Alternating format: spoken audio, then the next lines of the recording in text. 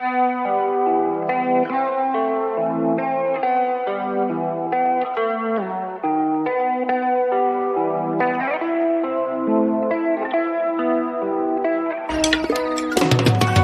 arts, karate, I bust you down like Itachi, cause you legit and Hachi. Straight kamikaze, I'm talking to bodies as I go straight brawly. Y'all niggas could hardly be me, I'm not part of the sea. I'm part in the sea like Moses. No psychosis, the hocus pocus. I put importance to stay focused. Ignore all the BS on my timeline, I throw a lifeline for those thinking I ain't about mine. Hit you upside your head with a tie iron. Can't be your time if it's my time. They said to be patient, I'm patiently waiting. It's driving me crazy, cause lately the odds that I'm facing is basic and basically tragically hating. Anticipating my fall, they want it all for themselves. So I make the call, no need to stall. I go and get them all off of the shelf. I take affirmative action, I'm blasting and laughing of how you're reacting to my satisfaction of cashing injections and Benjis and Wilsons, the life that you always imagined. Brother from the goal, yeah. If you ever see him go, it's Holocaust or Holy Ghost, overcome or overflow. Yeah. Either way, it's overdose. Watch you walk go comatose, penetrating to your soul. Yeah. Tit for tat and toe for toe, pound for pound and blow for blow. You would never see me fold.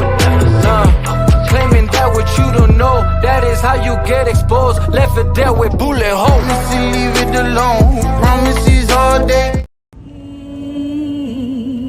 Pensando cómo lo puedo lograr, en cómo lo puedo hacer, cómo cuido a mi mamá y también a mi bebé. Solo tengo que josear y eso ya me lo sé. Hay días que despierto sin ánimo, pero me tengo que motivar, que nadie te va a ayudar, que no lo voy a lograr. Eso dicen los demás, pa'l carajo los demás, que aquí pues se les va a enseñar. Aquí les caigo y les traigo un talento que lo dejan bien pálido. Si se prendieron, algunos dijeron que estos son pa' los que sí tienen talento. De verdad, se jodió todo porque yo nunca voy a parar de josear. Pero un día, ojalá yo con ganar doble A. Dile a Mike Tower que me tire para hacer un collab. Sin pijama, Nati, que me invite a la casa. Ojalá, ojalá. Ja.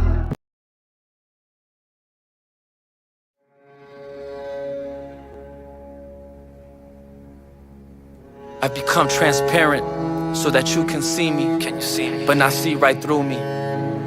Have you followed me not to be me? Kudos if you outdo me. Salute. I don't care how you perceive me or however you view me. I go out of sight, out of mind. No George Clooney. What remains amusing? Are you not entertained?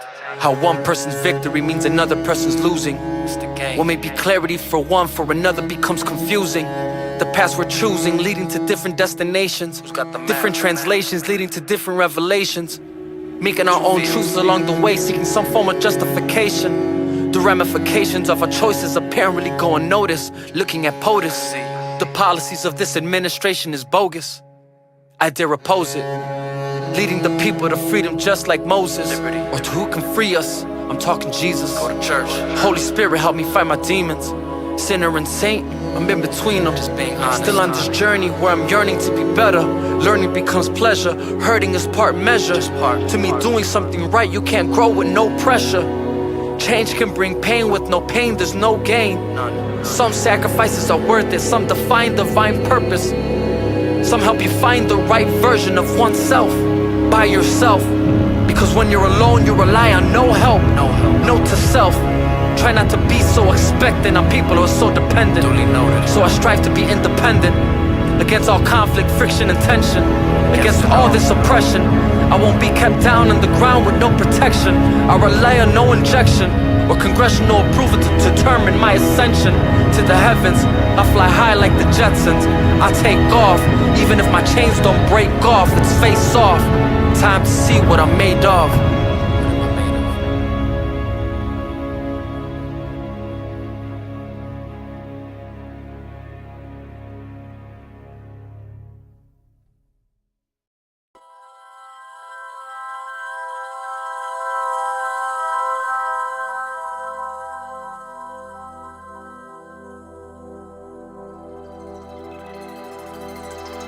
Stranger things, but things I seen be the strangest. City of the shy man, these streets is dangerous. This ain't the city of angels. Ain't no dreaming big, just scheming to get you from different angles. Niggas been snapping way before Thanos, getting smoked out now way before camels. Desert storms is how these quarrels get handled. To the victor go the spoils, our heroes are on our mantle. Keep your business from your bitches, they quick to gossip and ramble. Dizzy Livia post to your scandals. One day you're the shit, the next day you're the asshole. So I got the shit emoji hanging out front on my flagpole. When everyone doubts me, that's exactly when I pull it. But there's certain lines you don't cross, you can ask Jussie Smollett. A little wait, I won't say another word. It was just something that I heard, and I know gossip be the worst. So one shot for the hood, one shot for my city, one shot for the fam, and everyone riding with me. Even one for the haters, even one for the bitches, even one for the snitches. Fact, all of my opposition. Best to keep your fams close, but your enemies closer. See who's really your friend and who's just there for exposure. Sad truth, you always live looking over your shoulder. Who can be trusted in a world that just keeps getting colder? Below zero, there's no heroes, just political criminals trying to take your De Niro. Hinder Wig, leave the dead for the raven and sparrows. Let my people go, no joke, no J. Pharaoh. These blood-sucking leeches suck you down dry to your marrow. R.I.P. Miro, graffiti out for your mural. Tragic loss, I pray for the pain to go away, that the blessings to be gained for your family may come in plural. Dear Joel Lopez family, my condolences for your daughter. Prayers up for the baby man, also the baby's father. Fucked up and pregnant women are tricked into being slaughtered. Using abuse more graphic than 50 shades darker. Cause it's clear we'll never pass the dark ages. Surrounded by these murderers, rapists and racists, chauvinists and faces, the famous and faceless. Some geniuses, some brainless, bougie but basic. This pure shit or lay shit, real shit or fake shit. I'm loved by the most hated, still under those overrated. Almost went Frank Gallagher, living my life shameless. Family is everything as we deal with these stranger things. Words of a king under the sun, nothing ever changes. Changes.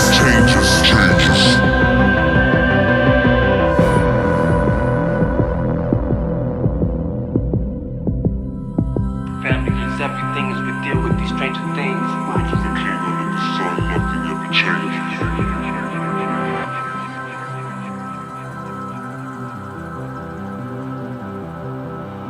Nothing ever changes.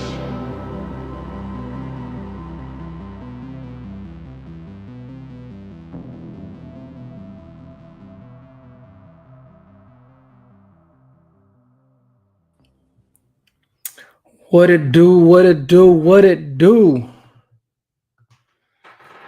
is going on, y'all? Welcome to the Chop Shop. It's your boy, Il Divino Vega. Yours truly. Trying to figure out why the lighting all of a sudden is dim. See if we can fix that. I have to turn the light up in here. Give me a second, guys. Wasn't expecting for the clouds to come, but I should have seen that it's supposed to rain all day in Chicago.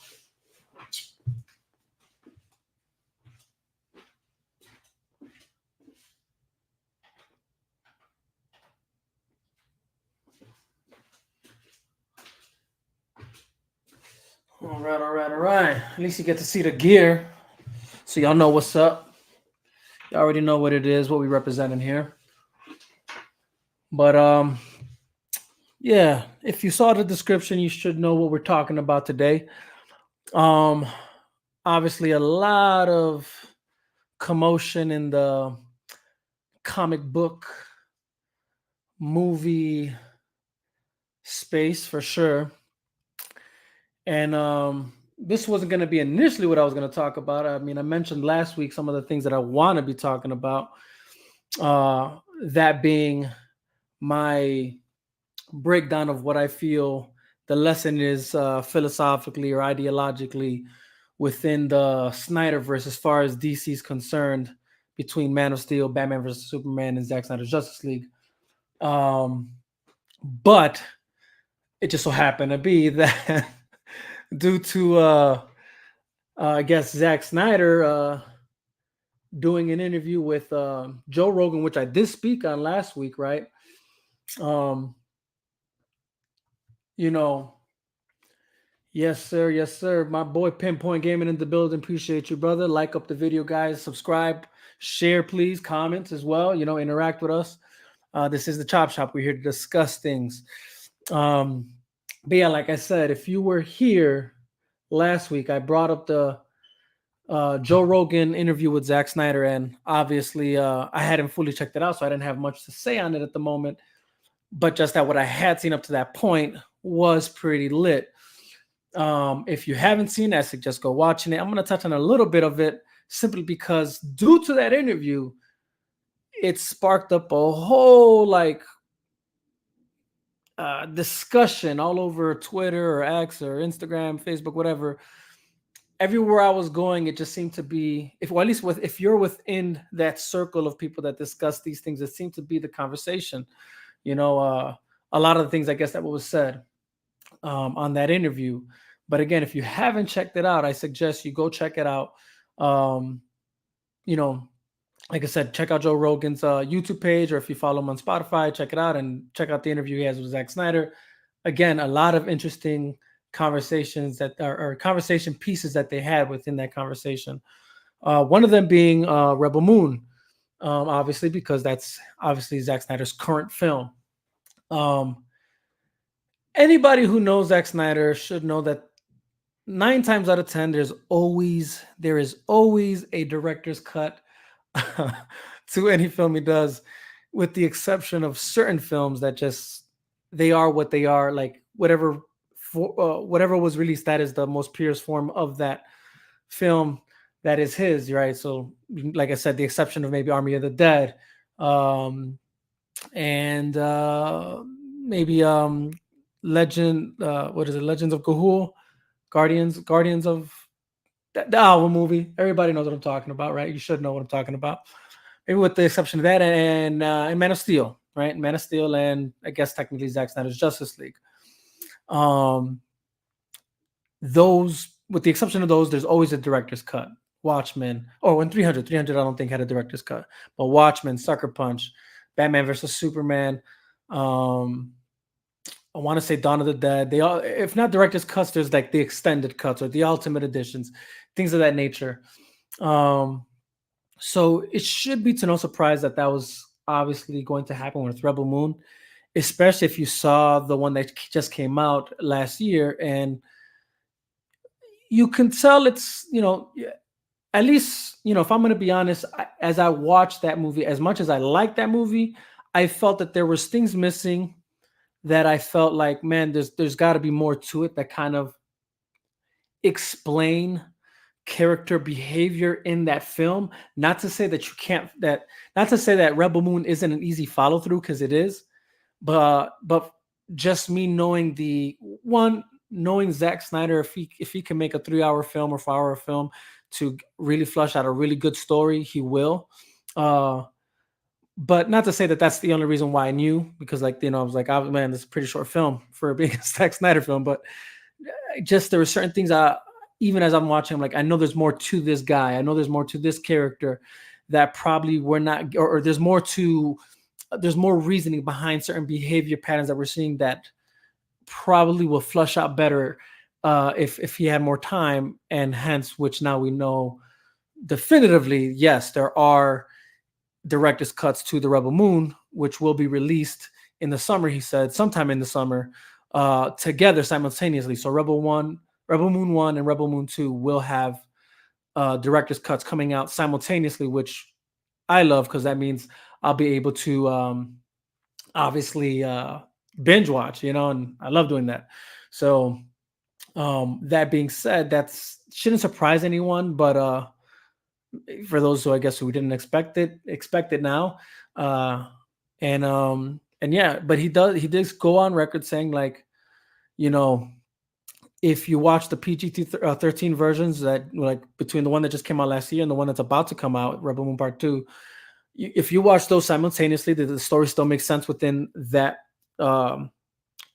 form, but that for sure that the rated R versions are something else. I imagine something to the liking of, if you watched Batman versus Superman in theater and you saw the theatrical cut. I'm not one of those that complained about that film. I watched the theatrical version in theaters at least 4 to 5 times, because I really was fond of that movie at that time. And then yes, when the Ultimate Edition came out, I was like, oh yeah, okay, definitely the things that probably for the average moviegoer, or maybe, I hate to say it this way, but people who just lack imagination or lack comprehensiveness needed more to the story to like understand it. It is what it is. I'm just gonna say it like that because I watched that movie in theaters, theatrical cut and all, and perfectly fine with me. And but is that for me to say that I don't appreciate what the Ultimate Edition does? Of course I do. And yeah, every time I watch the movie now, I definitely watch it in Ultimate Edition because, well, why not? That's the pure form of that movie that truly flushes out the story in a timely fashion very well. Okay. But that being said, with Rebel Moon with the Rebel Moon director's cuts to both 1 and 2, I imagine it's to that liking, where obviously in these PG-13 versions that came out in its first form, still a cohesive story, still something you could follow and still enjoy. But once that director's cut comes out, it's just going to probably be a more cohesive story with time to truly flush out what's happening, to properly understand the story to its entirety, what Zack Snyder wanted to do and I guess wanted to show initially. And again, with the capability of seeing it in its proper form of R rating. So you're getting Zack Snyder's cinematography on steroids, or at its purest form, right? For anybody who I guess missed that in the PG-13 versions of Rebel Moon, right? So that was part of the discussion, and believe it or not, that wasn't even the most talked about thing coming out of that interview, which you think it would be, considering that that's the movies that is currently out right now and that's about to come out, right? But no. Instead, what became the topic of discussion, which I guess isn't a surprise really for anybody who's in the know of, I guess you could say, the zeitgeist of what surrounds Zack Snyder and the most controversial discussions to be had when it comes, I guess, surrounding his films. And it's definitely the SnyderVerse coming to, obviously, Man of Steel, Batman versus Superman, Zack Snyder's Justice League, right? And I mean, what they talked about about that. I mean, and here's the thing, like, don't get it twisted. These aren't the only things they were discussing. They definitely discussed a lot more. Apparently, Joe Rogan was a big fan of 300 and a big fan of Watchmen, and they discussed those films, obviously.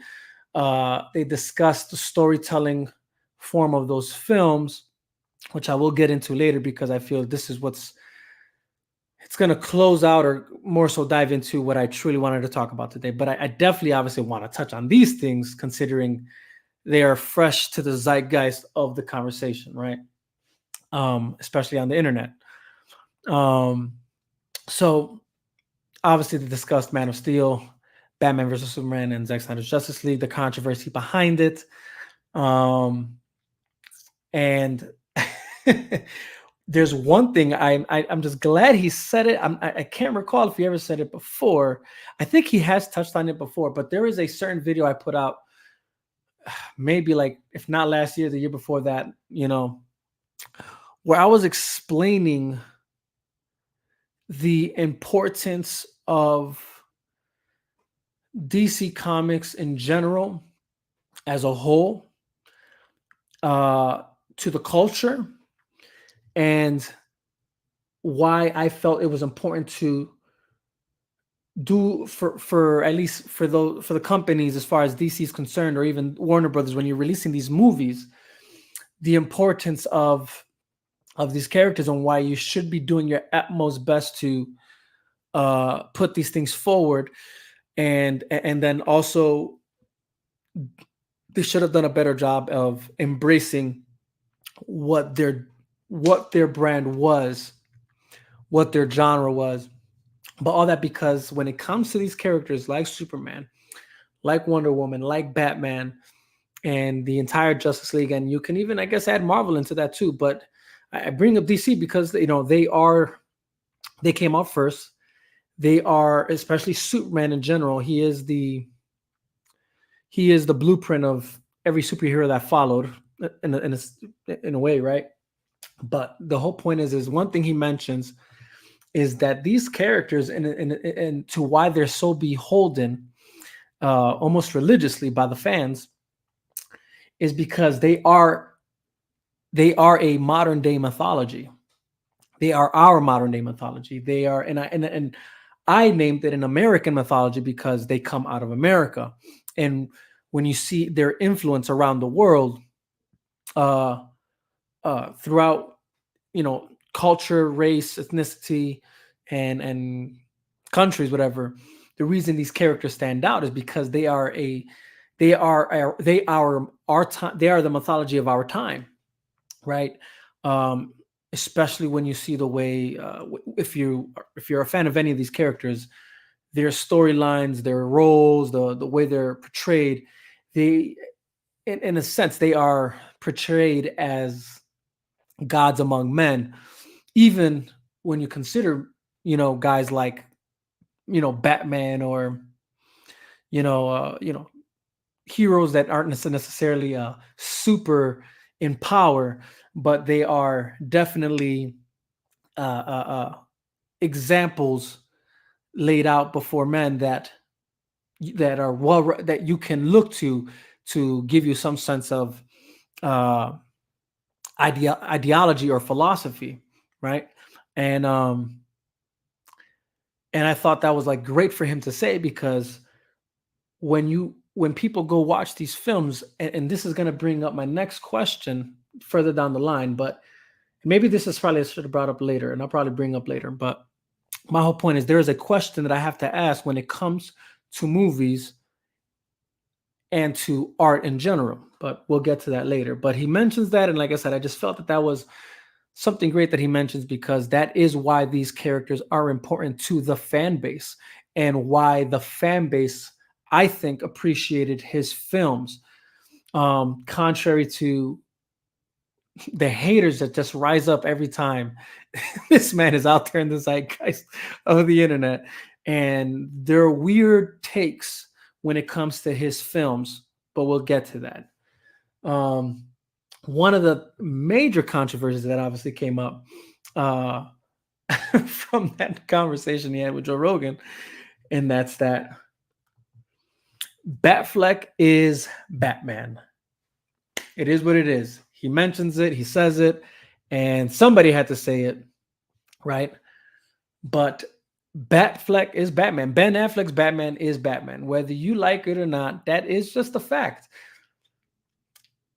It doesn't, and he went on to say he's not dismissing any of the other Batmans. Christian Bale's a great Batman, he said, right? And any other Batman before Ben Affleck, and maybe even so after him, right, with Robert Pattinson. But the fact is that Ben Affleck Batman is Batman. What's going on? Real Talk Productions in the building. Salute my brother, man. Appreciate you sliding through. But yeah, whole point is Batfleck is Batman. Batfleck is Batman. Ben Affleck is Batman. And I've said this before, and I'll say it again. I mean, when you look, just one of the things he mentions is his size in from height to just how big the dude is. Ben Affleck, I mean, the chin in the cowl just looks like Batman. If you ever read, from Batman in the comics to even Batman, and this is my personal take, is Batman in the animated series growing up as a kid, just the way he was big, big body, bro, just flexing dudes out here, bro. And and then from the gray and black aesthetic, right? The fact that also was portrayed in the Ben Affleck Batman, the costume he had, it was back to the actual version that we know from the comics to the animated series, and that's the gray and black tone going. Not, a lot of people don't know this, but the whole all black concept was something that was actually brought in after with Michael Keaton's Batman, Tim Burton, and after that, even then, the comics still didn't truly portray that till later on. But that came afterwards, is my whole point. That isn't the original look to Batman.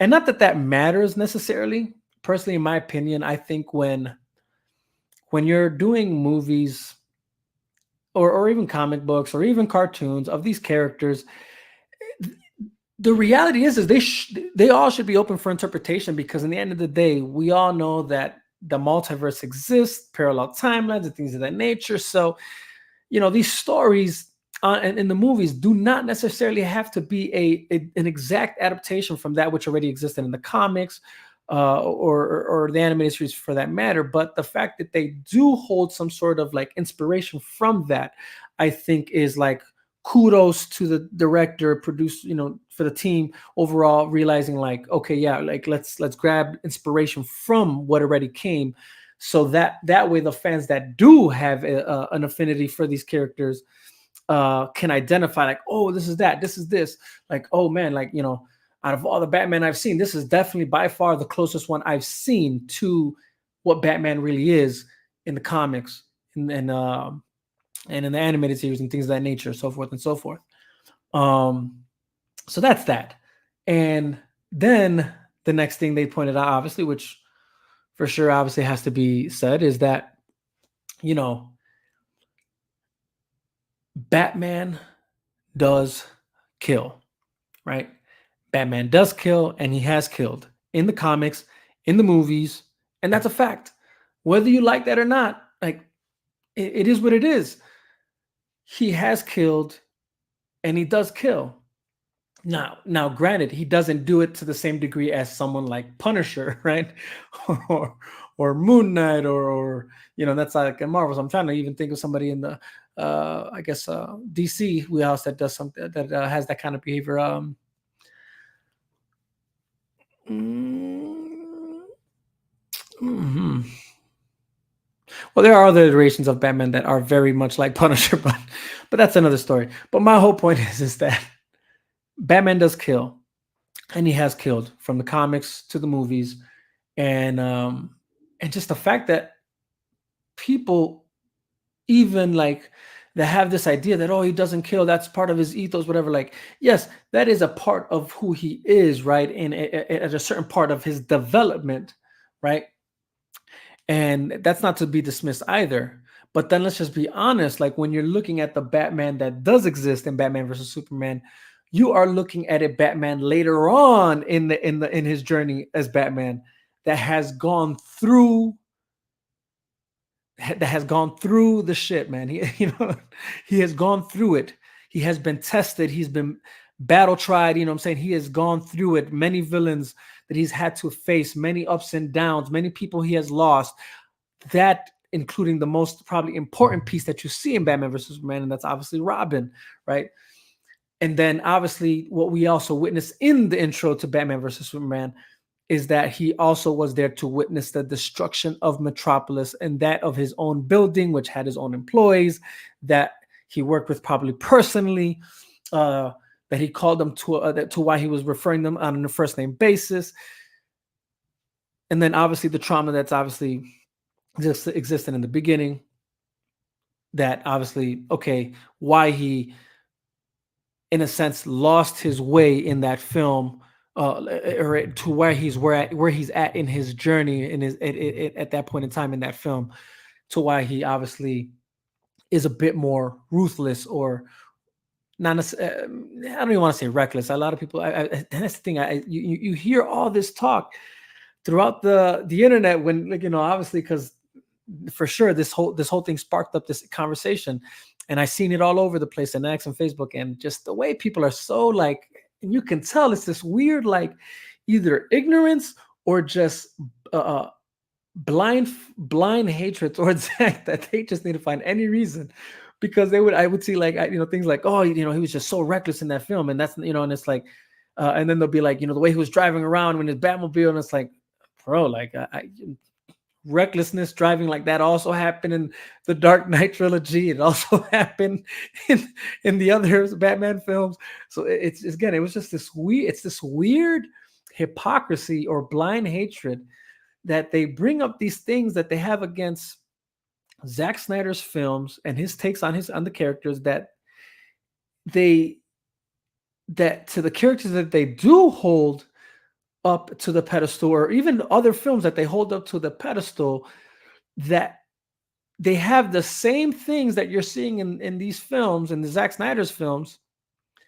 Yeah, and yet they like those films, but for some reason, oh no, but these films they just can't seem to appreciate or understand or like, and these are the reasons to why they bring up what they hate about, his take on Batman, his take on Superman, the way he tells stories, and it's like I said, it's so hypocritical, because when you come to find out that the movies that they do, all these like excuses, but when you come to find out the movies that they do like, or or like those try and say that they are, they do like these characters, and it's like, but if you like them, and if you like these movies, you should be able to like Zack Snyder's films and his take on the characters, and his way of deconstructing these characters, and then building them back up, and things of that nature. And yet somehow that, despite what you say and point out either the holes into their arguments, or the hypocrisy to their argument, and yet in the end of the day, they'll still be dismissive of what you're saying. So that's why, let me just say out the front, that I know whatever I'm about to touch on past this point, or whatever I already touched on, and what I'm going to touch on past this point, this ain't for them.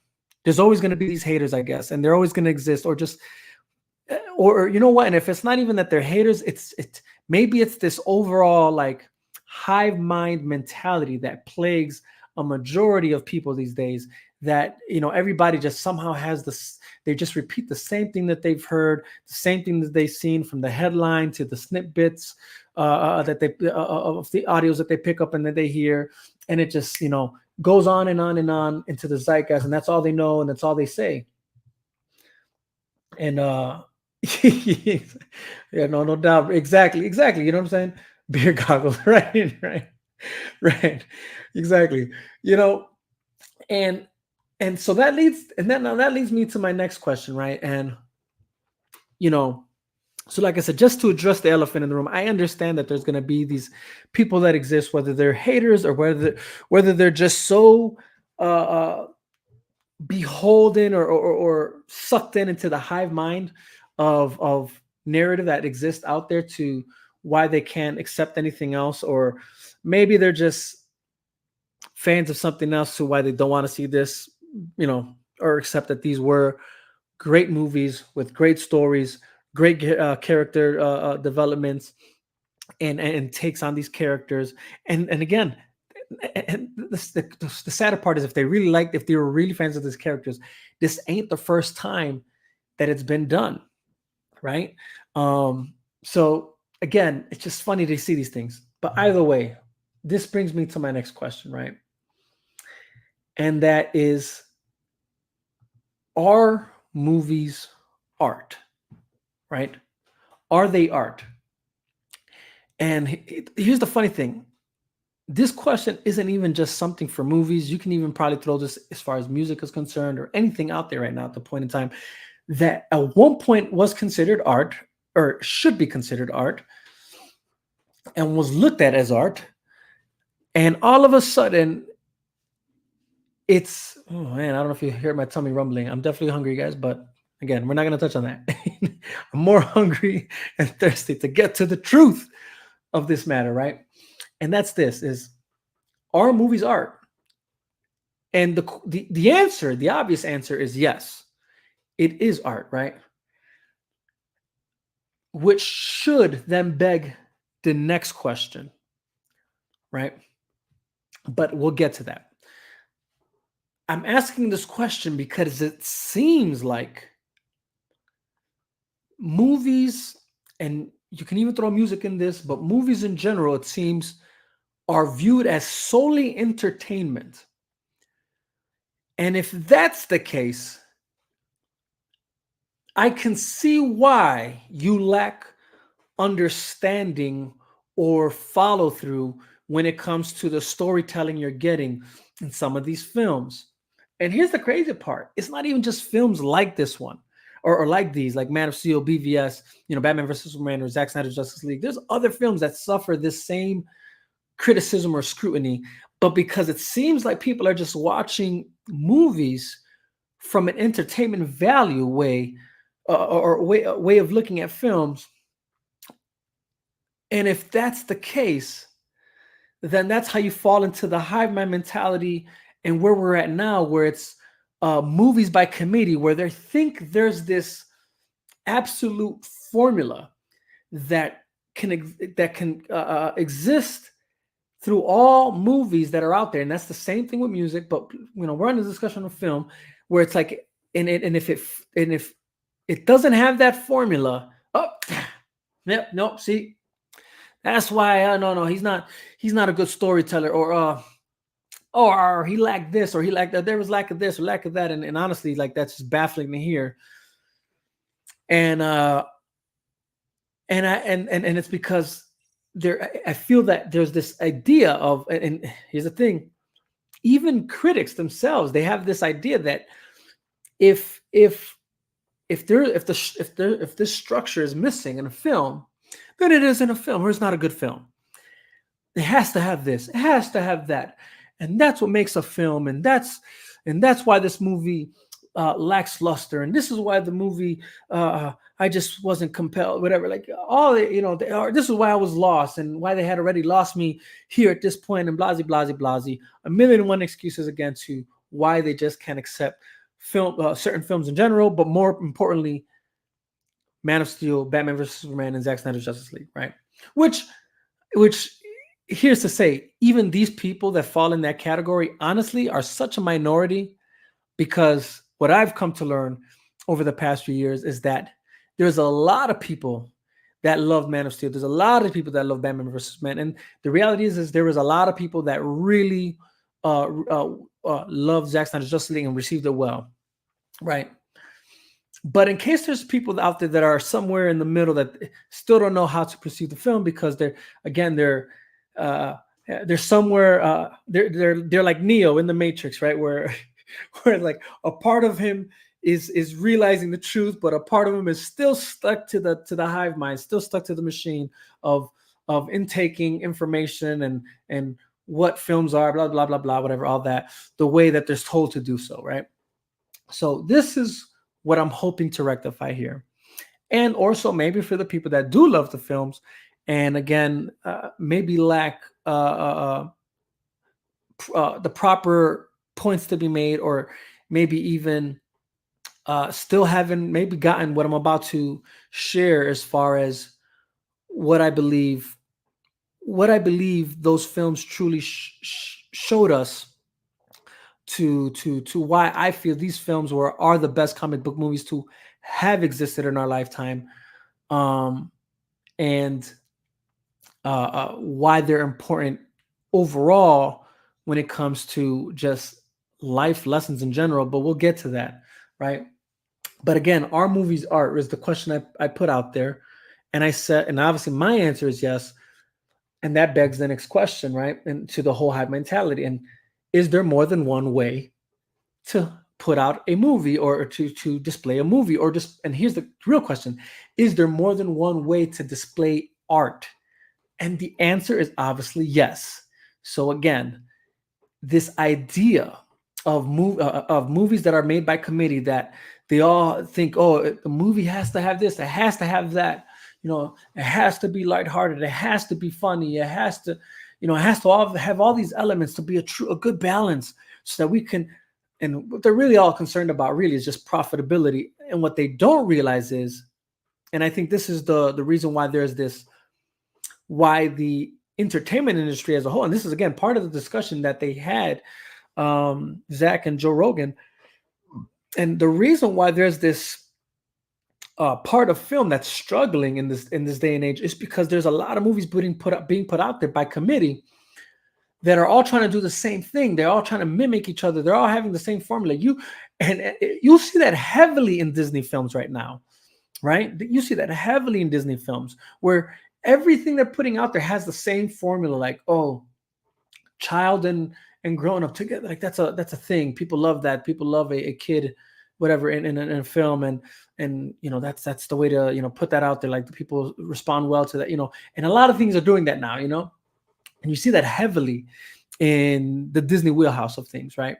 But my whole point is like a lot of films are suffering that, whether it's like I said, formulas of that nature, whether it's like, oh, we need every movie now has to. And here's the thing, these are becoming regulations now within the Hollywood format, and that's all. There has to be representation of everything, and it's like that's weird to considering how does that work in other films that are like timepieces and things of that nature. So that's why I say movie by committee, an exact formula that's supposed to like work for every film. That's not working, and I think that's why we're seeing a lot of movies not doing well, and the movies that are doing well are those that are saying we're not following we have our own thing. We're following. It's directors that are able to do their own formula, their own way of putting out their stories, their art, essentially their art, that they're sticking true to what they want to display as their art. And those are the movies that we're seeing succeed, right? That are being well received. So yes, there is more than one way, obviously, to tell or to put out a movie. And that was my next question. Here's the thing. And there's definitely more than one way to tell a story. That's what I'm initially getting at, right? Because if there's one thing that, seems to be the overall argument that, because take everything else out, like as far as like, the characters obviously that are like, that are in DC, the DC characters he obviously had in the films from Batman, Superman, and so forth and so forth. Those things are so easily disputable because it's so easy to just go back to the comics. It's so easy to just go back to movies that came beforehand and easily just dispute and refute any of the ridiculous claims that are made about how he treated the characters, and how you can easily just throw it back to no, he did right by the characters according to the inspirations he grabbed from. Okay, so that's easily disputable. And I think at this point, nobody's going to argue that this man's cinematography isn't some of the best cinematography, or is among the best cinematography that we have in the film industry right now as we know it. Okay, so that's not even a part that's going to be disputed, or it has to be disputed, I think. But the one area that I feel does have to be, that I feel people will say, like I said, is the storytelling, or he doesn't know how to flush out characters and things of that nature. And all I can think to myself is, have you read any other books? Like, what have you read exactly? What movies are you solely holding to as religion to yourself, to why you seem to believe that the way the stories were told, in Man of Steel, in Batman vs. Superman, in Zack Snyder's Justice League, that you have this ridiculous idea that he does not know how to tell a story and that he does not know how to flush out characters? Because when I'm watching these movies, I am compelled and moved by the stories as well as the composition of his art form, his cinematography, the people he chooses to make the scores for the film, for the scenes, for the characters that honestly also I feel honestly help move the films forward, when it comes to his films, in particularly the SnyderVerse, right? And is there more than one way to tell a story? Yes. Is storytelling a form of art? Yes. What is art in the end of the day? Right? And I'm surprised I didn't have that question on here. I should have had that question on here. What is art in the end of the day? And art is more than just entertainment. Okay? Art is more than just entertainment.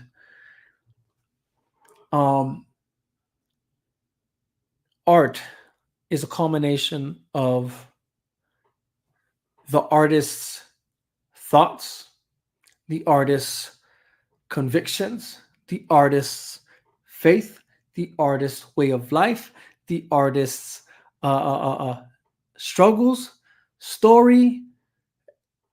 It is all about, like, the art is all about the artist. or the author for that matter, right? Or the director, right? Right? It is way more than just entertainment. Art transcends entertainment. Now, you might be entertained by the art, by the book, by the movie, by the music. That is true. But is that the overall goal when it comes to art? No. The answer is obviously no, right? So when I'm looking at his films, I am looking at it from the perspective of this is his story he is telling through the characters of DC. These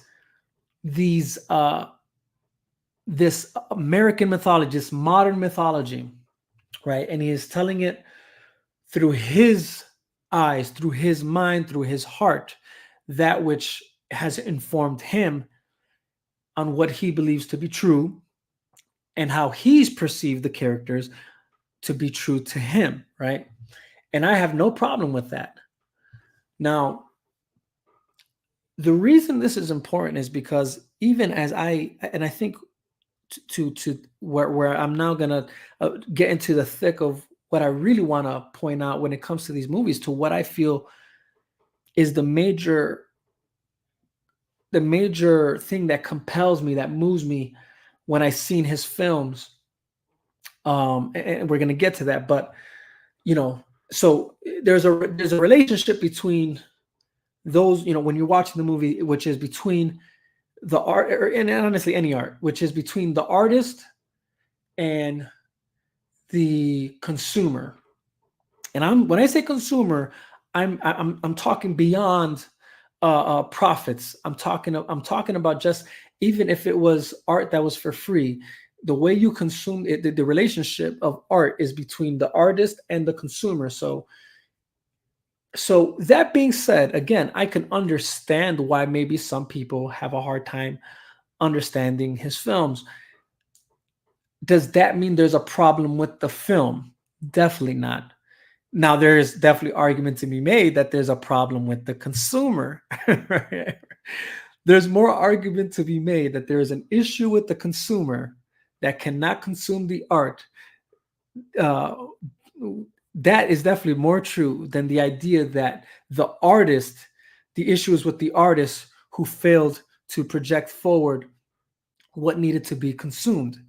Now, Zach is a very humble guy, and he goes on to say that, and I think maybe it was this interview, maybe it was other interviews, who knows? I've seen so many interviews with the guy that I do feel like there's a certain part where I think he's like, in his humbleness and his meekness, he says, maybe he didn't do a good enough job portraying that which he's trying to portray. And as an artist myself, I know what that feeling is like, and I definitely feel that feeling from time to time. But one thing I definitely always have to convince myself of is that the onus isn't as much on me as much as it's not, or it's definitely not just as much. It's not just on me as much as it is also on he or she who is consuming my art, my music for that matter, or even this form of talking. Yeah, weird. So, but then again, I feel the argument is more so on the consumer. There's more of an argument to be made that there's a problem with the consumer on how he's consuming the art more than there is on the artist. And now, as me being the consumer, there's obviously things that inform me on how to consume art. Between one, for sure, that I am an artist myself.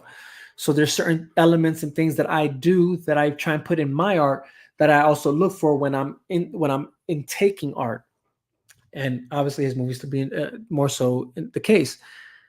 But more so to even hone in on movies, the element of storytelling. What informs me on storytelling is obviously the stories I have consumed. And that's why I have to wonder if the people who have complaints about his storytelling, I wonder how many stories have you consumed and how many varieties of stories have you consumed for you to understand that there's many ways to tell a story. But for me personally, the one book that for sure informs me on storytelling the most, because it's probably the book that I've read the most, and that's definitely the Bible. Now, I know for a fact not everybody has read the Bible. You were probably taught the Bible at some point in time in your life. And if you've read the Bible, kudos to you, because you know where I'm going with this. And that's that there is plenty of stories in the Bible told in many different ways that definitely have allowed me to know that there's many more than one way to tell a story. Now, here's the thing. This is not the only book I've read. So even outside of the Bible, there's other books that I've read that obviously tell stories a certain way.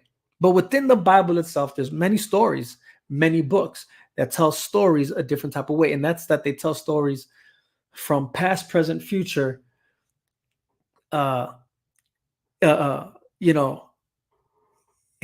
historically, chronologically, in all different formats, for you to understand that there's many more than one way to receive a story.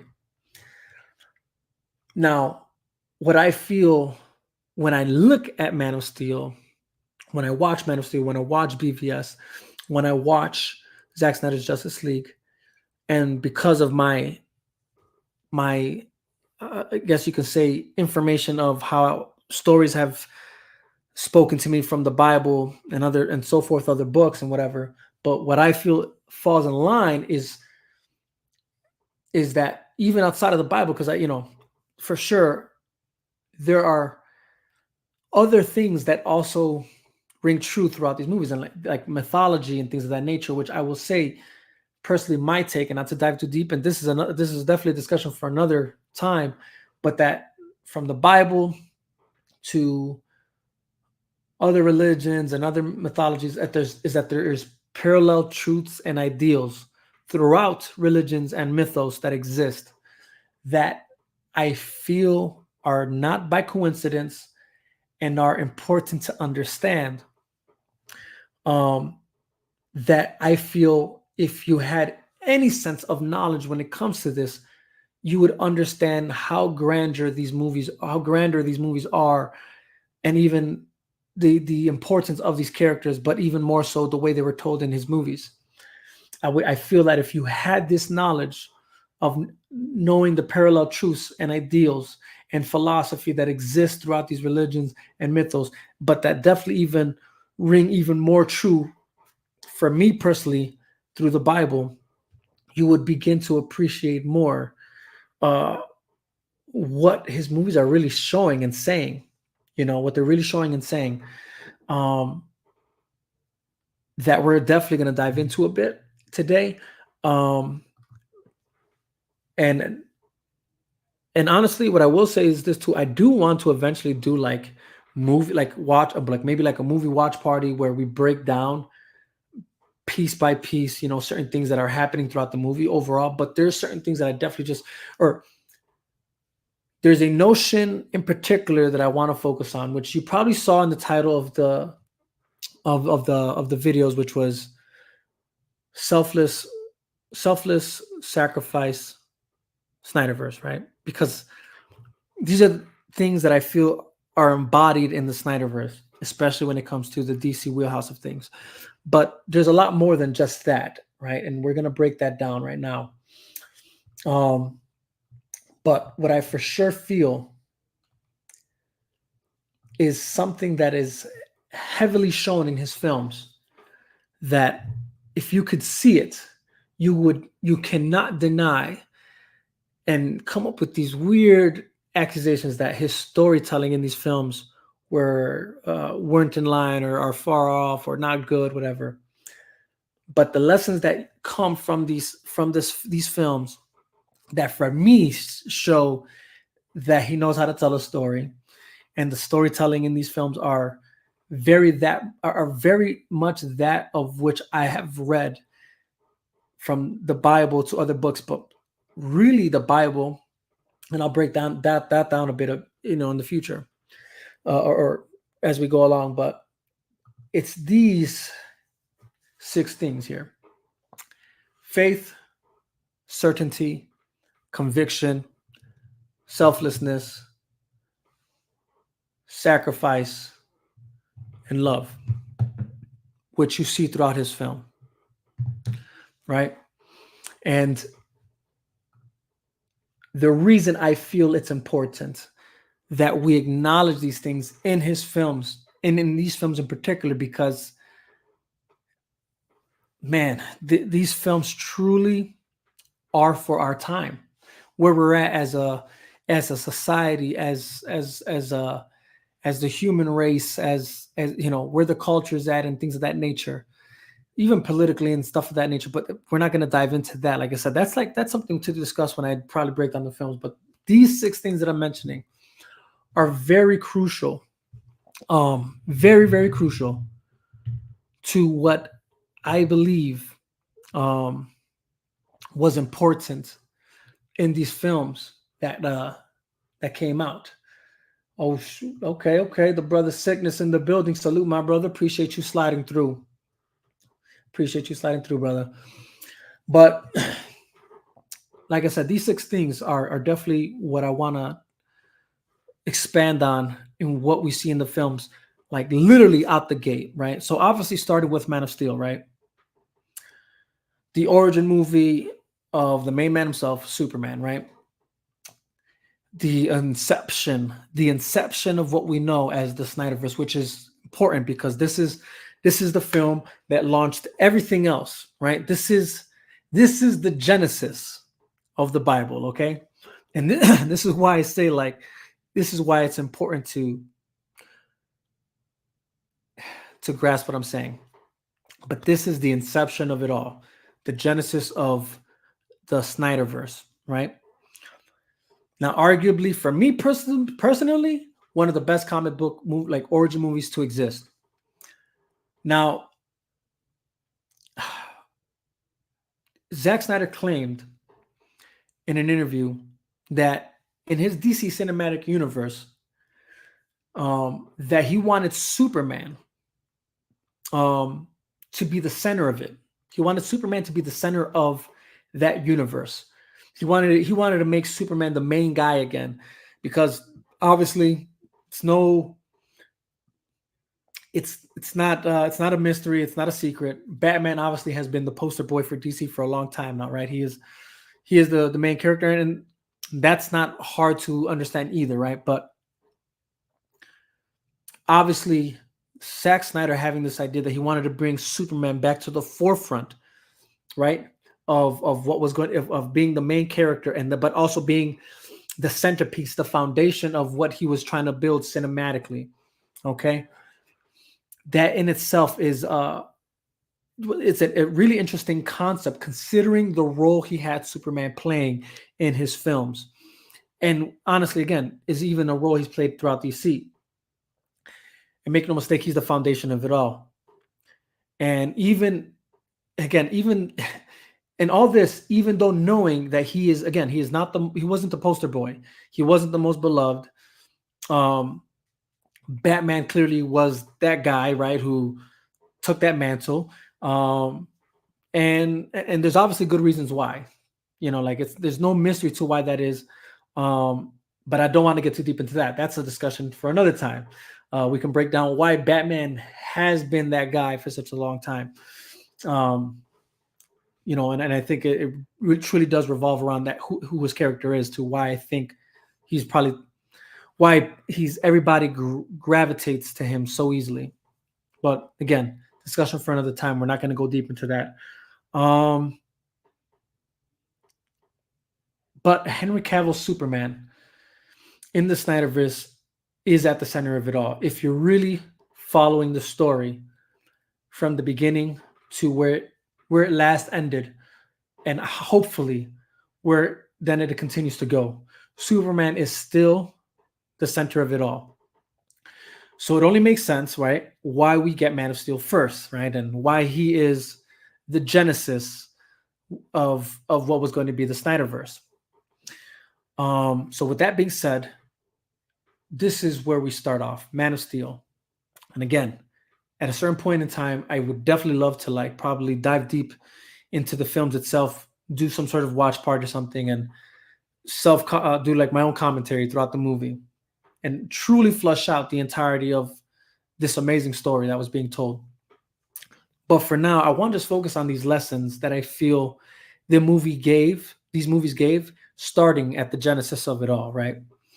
And the crazy part is immediately in Man of Steel, you're taken to Krypton, and honestly, probably one of the sickest intros to any movie, or origin movie for that matter, or any origin Superman movie for that matter, where we get a really good in-look depth at Krypton, which, live screen, big screen never had before. And eventually, because of it, it gave the birth of, a cool ass show called Krypton, which dived in a bit deeper. For those who know, also technically ties into the Snyderverse in a sense. Yo, my homie, South Cali Guy 87, thank you for stopping by. Hey, what's good? Talking Snyderverse. Count me in, brother. Always, brother. Always. So yeah, faith, certainty, conviction, selfless sacrifice, love. Okay.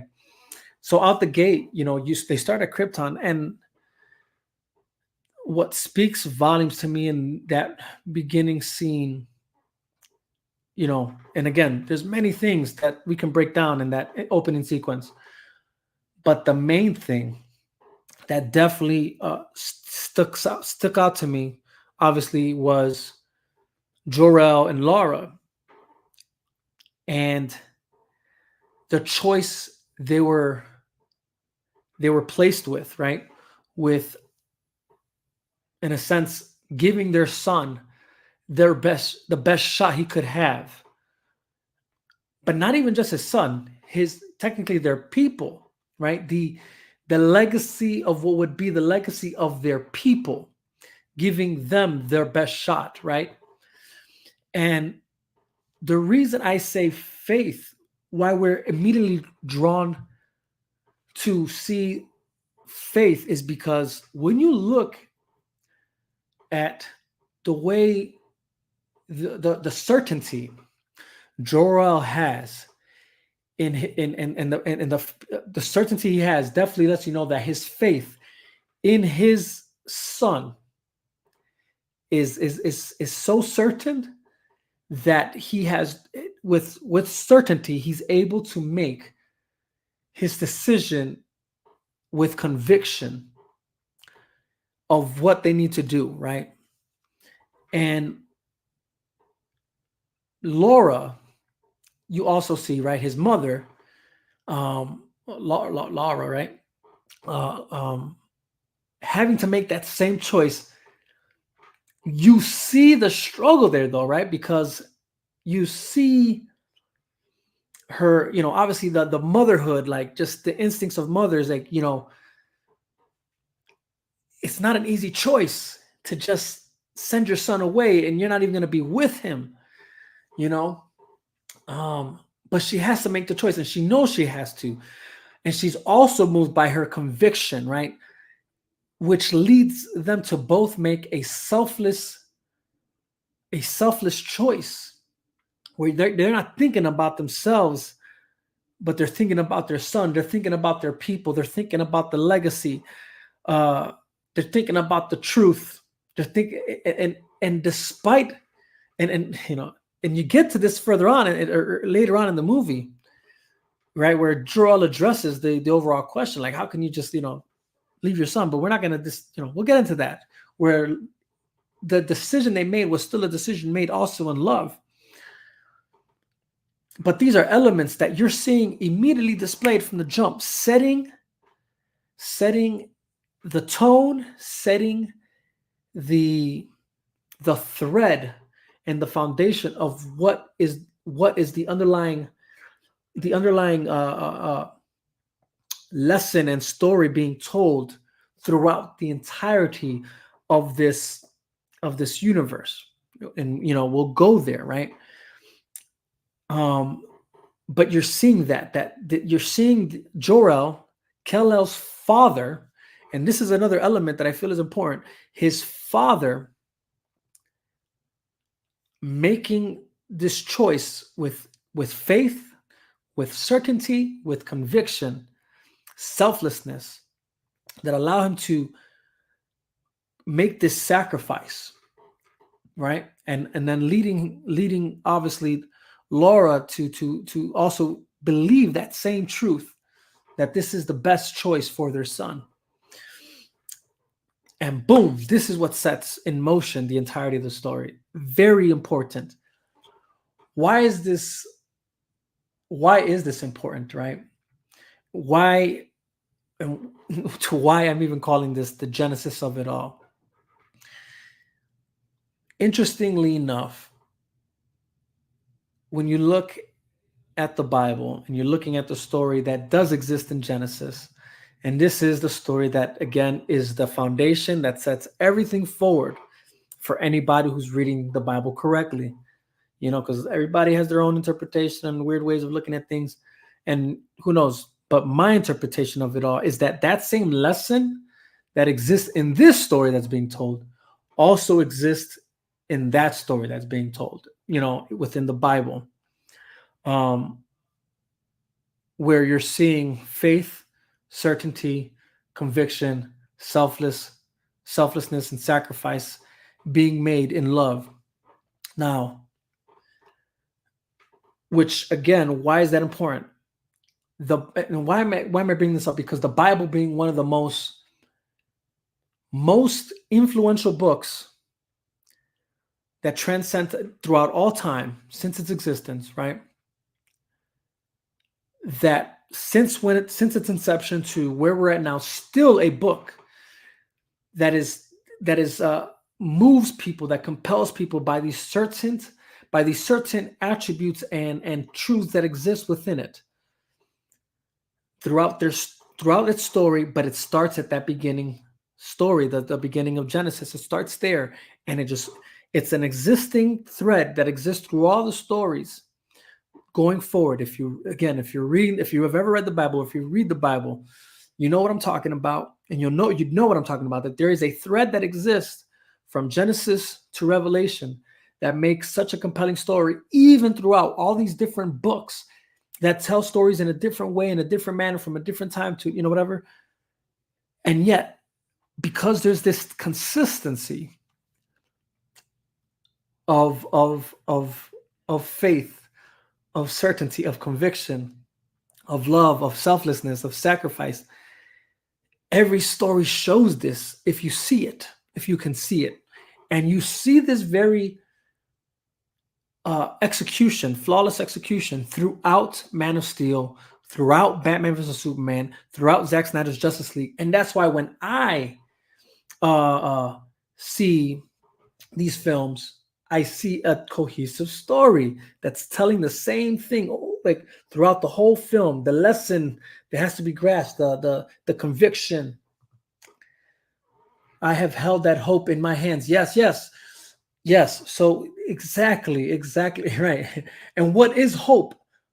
Hope is also faith. When you have faith, you're hoping in the things that you can see and not see, right? One and the same thing. Faith being that which is, I feel, a bit stronger, right? And that's why I say, those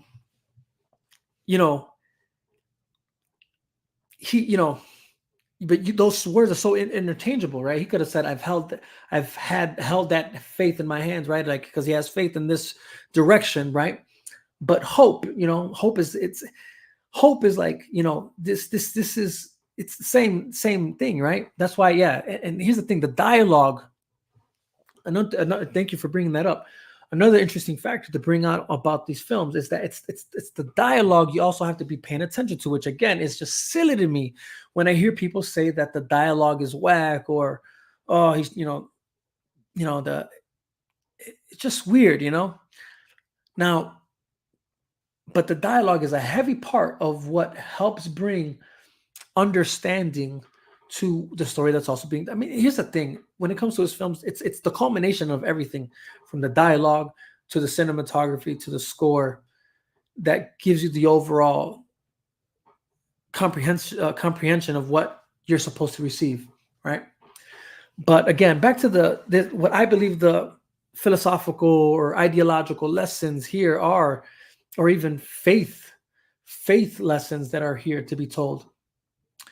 And that's that, again, from the gate, this is what you're getting. This is what sets the foundation for everything to follow afterwards.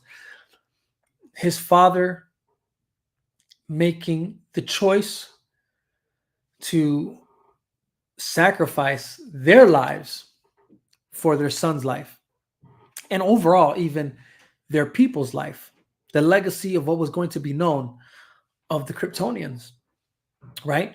Because even the beginning lets you know that the Kryptonians lost their way, right? And he was trying to bring it back to the fundamentals of things, that was the truth of who they were, which is why I say, like, it's interesting enough that these movies are for our time, because I feel as a society, that's where we're at. We're at this point where we have definitely lost our way fundamentally, faithfully, philosophically, and why we're such a divided nation, people, culture, across many things. And here's the thing, it's not that there's no sense of diversity to be had, for sure. But if you lose certain fundamentals that allowed you to become who you are, if you lose certain factors of that nature, it's very easy to get lost in the sauce along the way, which is definitely in these movies. What you see is what happened with Krypton. They definitely lost their way. They became so, what's the word I'm looking for?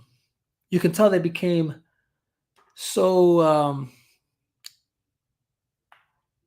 caught up in themselves that they lost their way, where even to the point, right, of, again, and I don't want to get too deep into breaking down everything about the film, so hopefully I don't get too lost in the sauce myself, but even to the point where, like, they were no longer having natural births, but that's something that he was convicted to do with his wife, right, is to have natural birth for their son, so that his son can have the freedom to choose his own destiny, so to speak. But what's funny about that, he says that, right, but in a way, as the duty is of a father, or even of parents in general, but again, as a father, and because you see this a lot through the film, is that even with that being said, even though, yeah, you definitely want to give your child freedom to, or yeah, in a sense, the freedom to decide for himself or herself, right?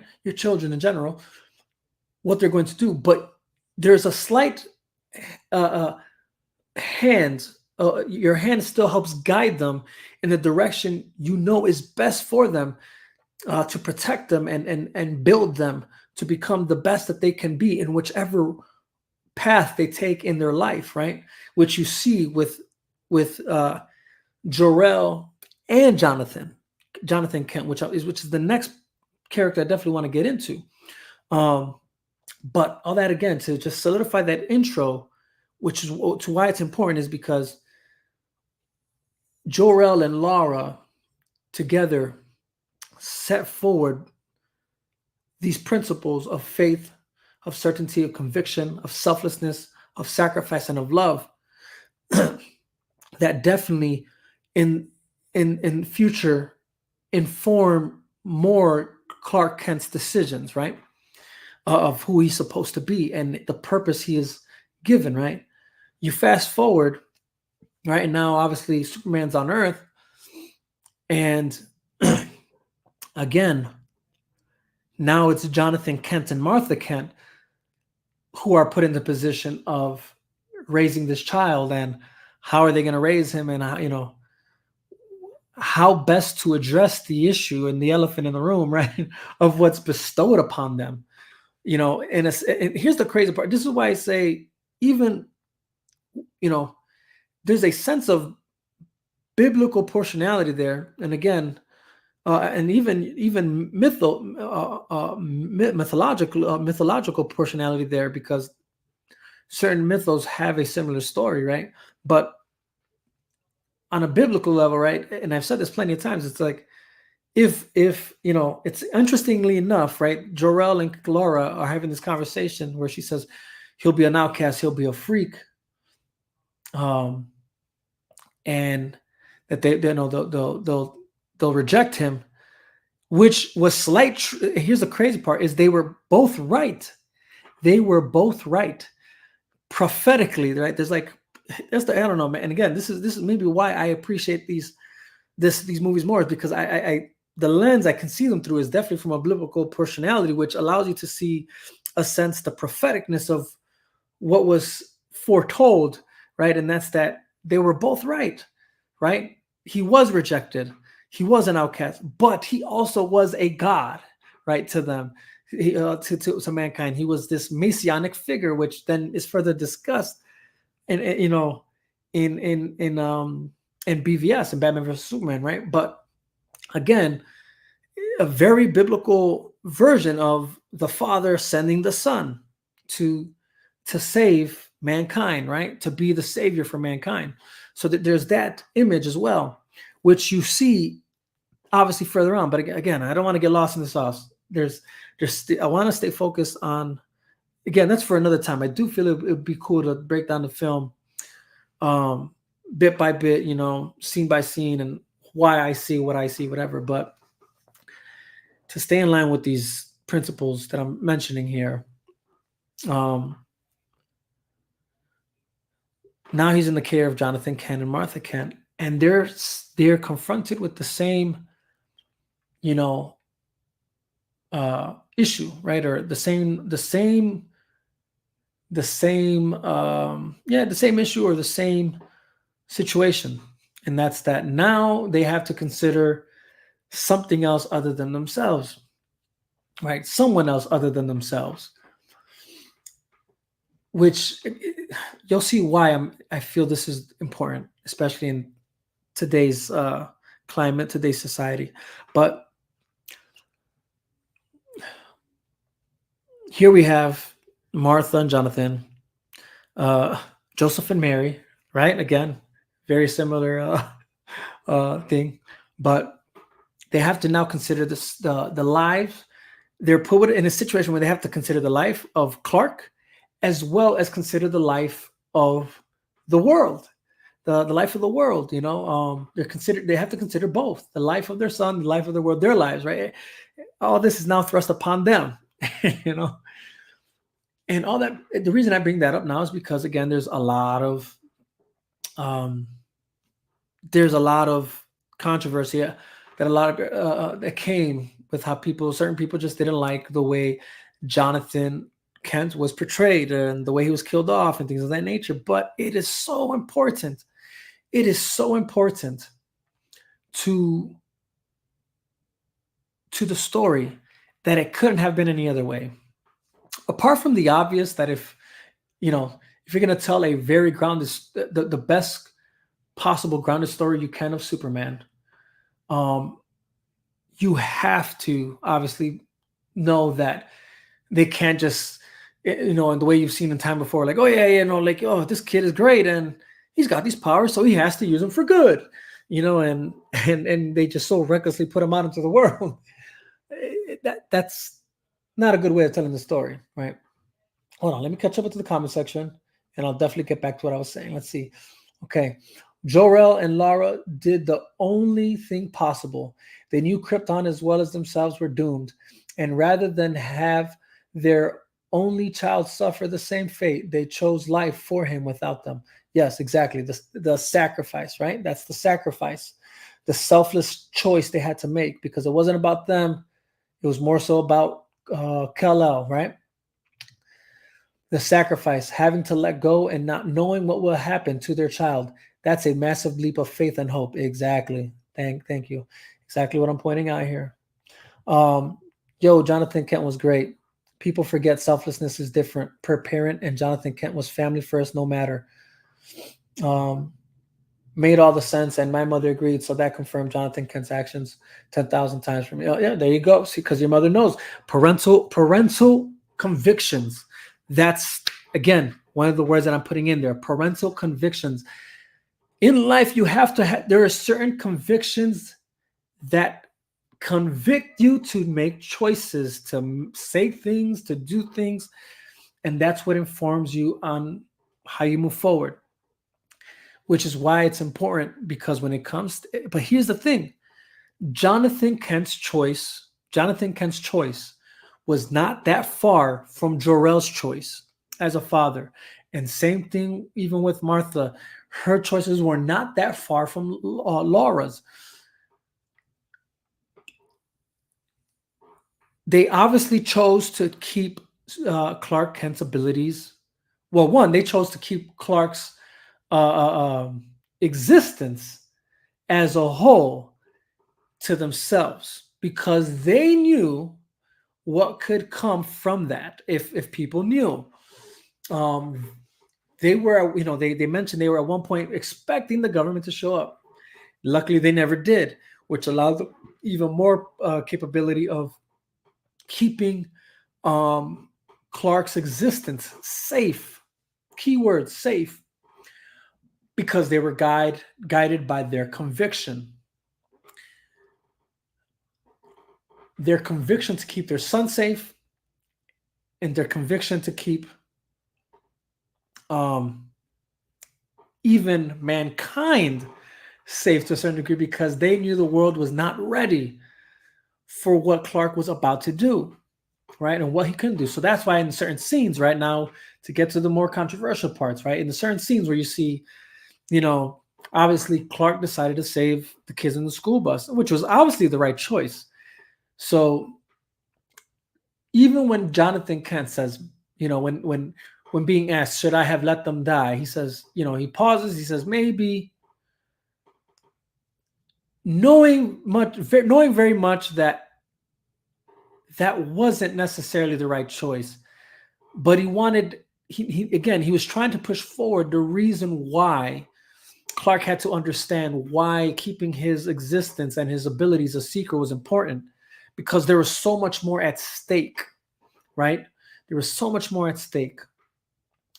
And that's a lesson that a lot of people need to learn or don't know, that don't think about these days. And that's why I feel like, as much as you didn't like the fact that he said maybe, but it's the fact that what he was trying to have understood here is that all our choices have consequences.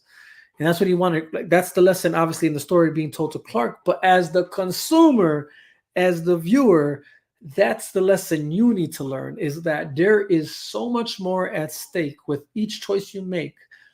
There are history, and history has its eyes on you, right? And and the choices you make are a ripple effect throughout time that will dictate what's going to happen next. And there are consequences to our actions. So you have to keep an open mind to that, right? So he's trying to have Clark and you as the viewer understand, like, man, the choices we make have repercussions, some of them small, some of them big, and we have to do our best to be mindful of it, right? So that's the lesson there, which is the lesson again of selflessness, because sometimes it's but again, in no way, shape, or form does that does that mean that Clark made the wrong decision, or that he actually thinks Clark made the wrong decision, because according to Jonathan's own convictions, that was the same conviction that fell upon clearly Clark, which allowed him to easily make the decision of, it's not about, like, I need to save these kids despite what my father thinks, right? And it definitely was the right choice. Okay, so that's that, right? Jonathan, Martha were real parents in my eyes. No parent wants their child to suffer. Clark on earth only knew suffering. They protected their son the best way and possibly the only way they knew how. Exactly. 100%. They definitely did their best, which obviously is then brought into another scene, right? Which is another scene that I do want to touch on, because it is key. It is key, again, to the underlying notions of the story, of the things that are constantly being projected from faith, from certainty that comes from faith, conviction that comes from faith, selflessness, which leads again, all these things that need to allow you to make choices that realize you have to sacrifice. That overall leads you to love, right? So you're right, so then he obviously has that conversation with Clark where eventually lets him know like where he actually comes from, why it's important for him to hide his abilities. And amazingly, right after introducing all these things to him about himself, right? And letting him know like you were sent here for a reason, and it's up to Clark to find out what that reason why that reason is, and and even then still solidifying that which people wanted, and that's that there is more, that even Jonathan knew that there was more to Clark, that it was far beyond him being his son, but he knew that Clark at least still had the right to be a kid, to still be loved, to still feel safe, to still feel protected and provided for, and that's why then, and Clark felt that because even after Jonathan shares with him that there clearly is a purpose for Clark's existence, to why his parents that his father from outer space sent him down, and Clark says, all I want, can I just keep pretending to be your son? And he says, you are my son, but I have to believe you were sent here for a reason, right? And all that, like however that line goes, right? Again, the dialogue in this film, in all the films, really is amazing and truly a blessing to those who can soak in what is being given. Hold on, let me take a sip of water here from the Chop Shop Yeti tumbler here.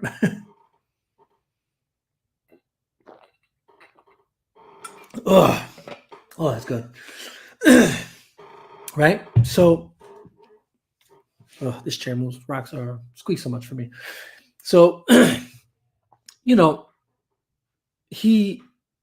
establishes that, and again, you're getting more of those lessons of what is that again? That is faith. That is Jonathan having faith again in Clark. There's something more to you, kid. There's a purpose behind your existence and the reason you were sent here. And I believe that without a shadow of a doubt. But until that moment comes, I have to do my best to protect you, to keep you safe, to keep you from harm's way. And this is the only way I know how, because if anybody else, if the government finds it's out of my hands, I can no longer protect you. I can no longer protect you. So that's why there was such a conviction on Jonathan to at least get Clark to understand why he had to do his best to keep his abilities a secret, right? So that's that. Further on, you get to then the one of the other more again controversial parts of the movie. Hold on, before I get into that, let's see. His existence to the world is the real danger for Clark and Superman. Exactly. You can't save everyone, no matter how hard you try. And even if you are trying to save the day, someone else may get hurt. Yeah, exactly. There are, again, consequences to be had for the choices you make. So, that being said, it goes to the next scene that I want to shine a light on, and that's the scene of him obviously then talking to Jor-El, which Jor-El then goes further to solidify, right? Why, no matter how much they loved him, they had to obviously give him his best shot. His people was already doomed, and he did not want Clark to be a part of that destruction that was inevitable.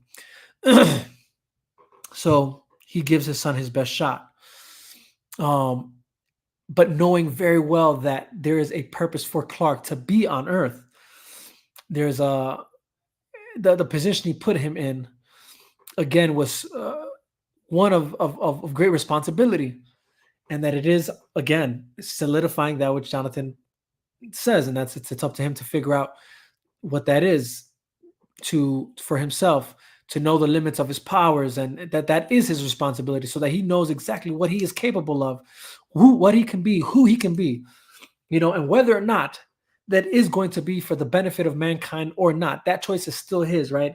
Where then again, Jonathan, you see it in another scene, kind of gives him that lesson, right? Where he says, good or bad, Clark has to decide, right? Because it's going to change the world. So, which again, like so many biblical depictions there, but we're not going there. To stick to the lesson at hand. Then you get to that scene where it gets very, very controversial, right? And that's like people can't understand why Clark had to let Jonathan die, or why Jonathan allowed, or why Jonathan didn't want Superman to save him, whatever, all that, right? And honestly, some of the reasons, again, the obvious reasons for anybody who's following the story should know is that at that point in time, Superman or Clark does not know the full extent of his capabilities, right? He only knows what he knows at that time. He knows he's, damn near impenetrable. Obviously we or no, actually no, we don't even know that. Actually, we don't know that either, because we got to keep in mind that this movie does move back and forward through time, present and past so many times. So you have to know that what you're witnessing in the present doesn't solidify that he knows that was what he was capable of doing in the past, right? So as a kid, we knew that he obviously had this weird X-ray vision of sorts. He can hear things, right? And we knew that he had super strength because he lifted the bus prior to this moment of the tornado. But again, the bigger point there isn't why he chose not to save him. The bigger point there shouldn't have been. It shouldn't be the controversy of could he have saved him or not. The reality is, the real answer is no, he couldn't have. He doesn't know the full extent of his powers then, right? He doesn't know he has super speed, right? That part is clear because even before he becomes Superman as a whole, you don't see him utilize those powers. So, but even if he did, let's just say, even if he did, that's not the point there. The point there is that his father was convinced that the world wasn't ready. And by that conviction, he chose to sacrifice himself so that Clark can still remain safe. It wasn't about him. It was about his son and about the world. It was that faith, and honestly, and there's more to his faith and certainty and conviction to why those choices were easy for him, or at least why he was guided by the decisions he made, that I'm going to further explain even further as we go on. But at this point in time, it's not revealed yet, right? But nonetheless, it's again the lesson of certainty, conviction, selflessness, and sacrifice, right? That led to him easily choosing to asking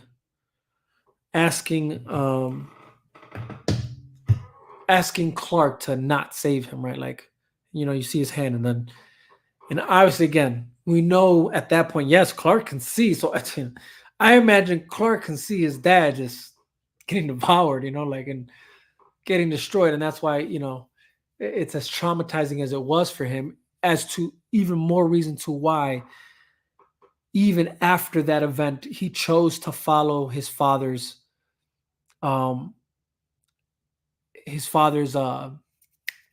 words, right? And his father's convictions.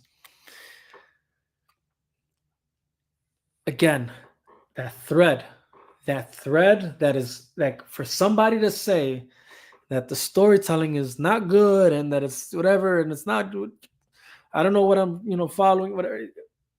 Again, either hypocritical, or you lack nuance of of art form and of storytelling, and you lack the ability to actually follow the main lessons, the the main lessons here in these films that you honestly you do not get in every in, in every or maybe any other comic book movie or movies, period. That's what about these films, that's what I appreciated, is that they existed within a comic book genre that I do love and appreciate, but also just the depth of storytelling that you find even outside of comic books, or that actually do exist within the DC will archive. But again, it even that exists out of it, that also exists in other stories or even books, such as in stories you can find in the Bible and things of that nature. But either way, again, that thread is still there, moving forward, holding and foundation is still set of pushing forward the same ideology, the same philosophy, the same faith and conviction from the beginning, still moving forward throughout, right? What makes, I feel what it's showing is what makes parents parents, what makes fathers fathers, what makes mothers mothers, what makes sons sons, and daughters daughters for that matter, what makes heroes heroes. And if you're somehow missing that, I do not know. I don't know what else to tell you. Like I said, I know there's those that will not accept what I'm saying because they're just hell bent on not wanting to accept accept the movies for what they are and the truth behind them. But again, let's back to the story at hand. That is what is so significant about that scene, is that not only one of his fathers, but both of his fathers gave him the same lesson. And that's that having faith, certainty, and conviction and selflessness to make the sacrifices that need to be made for those that you love. And that's the continuing thread that he now is getting from both his fathers, at least. But the crazy part is, what we have to understand is that he got from his first father, right? Or his first father that he knew was his father, which is his earthly father, right? And then obviously later on, he comes to find out from his space father, or his heavenly father, in other words, right? The same lesson, right? Which we as the viewer obviously get first from the heavenly father, then from the earthly father, right? And it's there. And here's the thing, you see it throughout the movie. Martha Kent faced with the same choice when then she's confronted by Zod, right? The same choice, right? Or even by Lois, right? Same choice, right? Like she's still protecting her son. It's still his safety. At that moment, where again we're still on Man of Steel, because this is still, even you see this even in BVS, right? But whole point is then, even to the point of Zod, like she'd rather not say anything, even though her eyes give away, where the ship is, whatever, what have you. But and in the end of the day, she didn't know shit anyways. It's not like she actually knew, but she still said, "Go to hell." You know what I'm saying? She chose the hard line of, I know who you are. I know what you're here for. You know what I'm saying? Like, I know you for what you are, and she stands with her son, right? Again, the selfless choice, the sacrifice, because her life was definitely on the line there. There was no guarantee her son was going to come. We don't know that, we know that as a viewer. She doesn't know that in the story, but her convictions held her true to make the right choice, to be willing to sacrifice herself for the greater good, or for the love of her son. And here's the thing, you see that even with Perry. Perry has to make the same hard choices.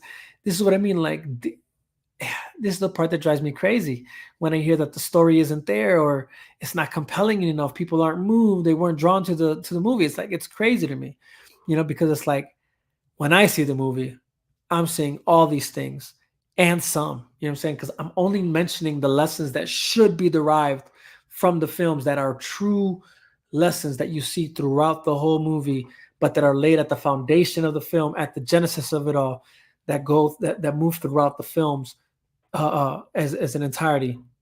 But nonetheless, you see elements of these even with other characters.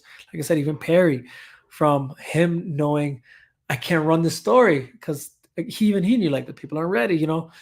That certain truth that truth was true throughout the whole movie, even to the next. But again, even when you get to when the world engine is going off and his co-workers or his employee stuck underneath the rubble, and like, easy choice is just run and save yourself, right? But he told him and his homeboy, I forget the other guy's name at the moment, but they chose to stay there to help the lady, right? Like to try and save her, despite the obvious and certain doom that was coming their way. The choice of selflessness, of the conviction that leads to that selflessness, that leads to that sacrifice, right?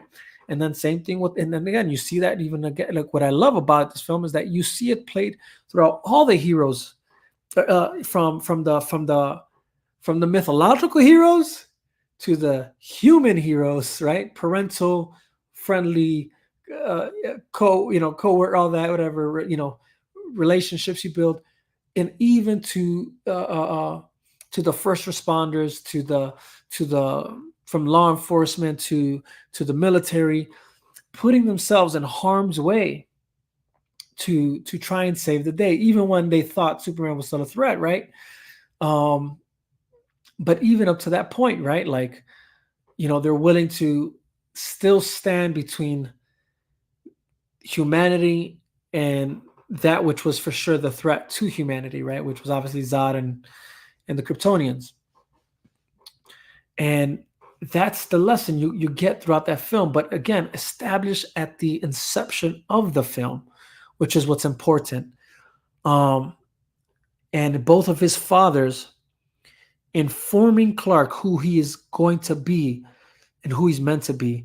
And he is a man of faith, right? To the point, and when I say faith, I mean faith in the sense of hope, and faith in the sense of trust, right? Because that conversation he has with that I don't know if I think he's a priest. He's either a priest or a pastor, and which even that shot is an amazing shot, considering if you're paying attention to the details in the background. But a priest is considered like a father. Like, if you ever gone to Catholic church or whatever, or even if you ever gone to a church in general, pastors, they are looked at as like father figures, right? And so Clark goes to speak to this father figure because he's uncertain of what the choice is to be made here, whether or not it's his burden to give himself up to Zod or not, because can he trust the human race or not?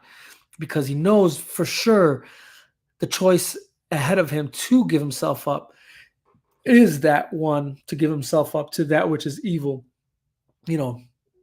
and again, anybody who knows anything about biblical stories knows that there's a point where Jesus is faced with that same situation. And interestingly enough, in the shot behind Clark, the window that has the image, I forget what the words are, what they're called, those kind of windows are, but is the very image is that of Jesus in in Gethsemane, where he does pray to God about the oncoming choice that is to be made, whether or not to give himself up. If the cup can be if the cup can be taken away from him to bear the responsibility that's about to come, which is that of giving himself for the sake of humanity, because he knew the weight of what the weight of that was going to be, and the suffering he was about to endure because of it. It wasn't an easy choice to make. And so interestingly enough, that's the image behind Clark when he's having a similar moment, talking to a father figure, whether or not the burden is his to do to make or not, the choice, right? And then he says, I don't, and then the priest eventually, the father figure, the pastor eventually lets him know, like, the choice here is to put your trust in humanity before sometimes you have to just trust.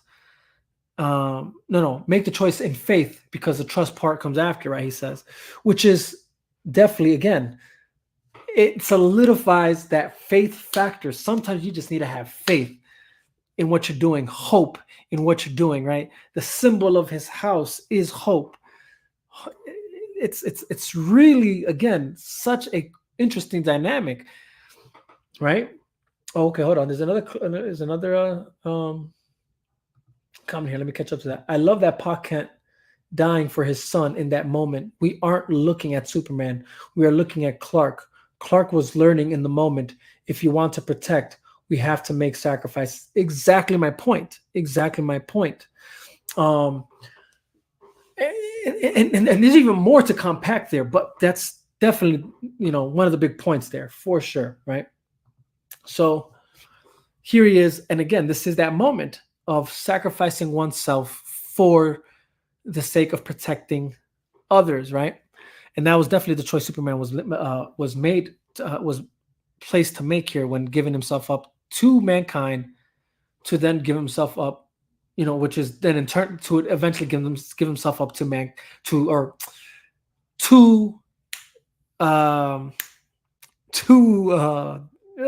Zod, right? Because mankind eventually gave him up to Zod, rather than realizing like he is on their side, which again, very much parallel to Christ, whether or not you believe in that or not. But that is how that story goes. He has the followers who do believe in him, and then he has the doubters that don't believe in him. So there are those that once he does give himself up to the authorities of the world, they then give him up to that of the higher authority in the world, which is definitely what is projected in that moment.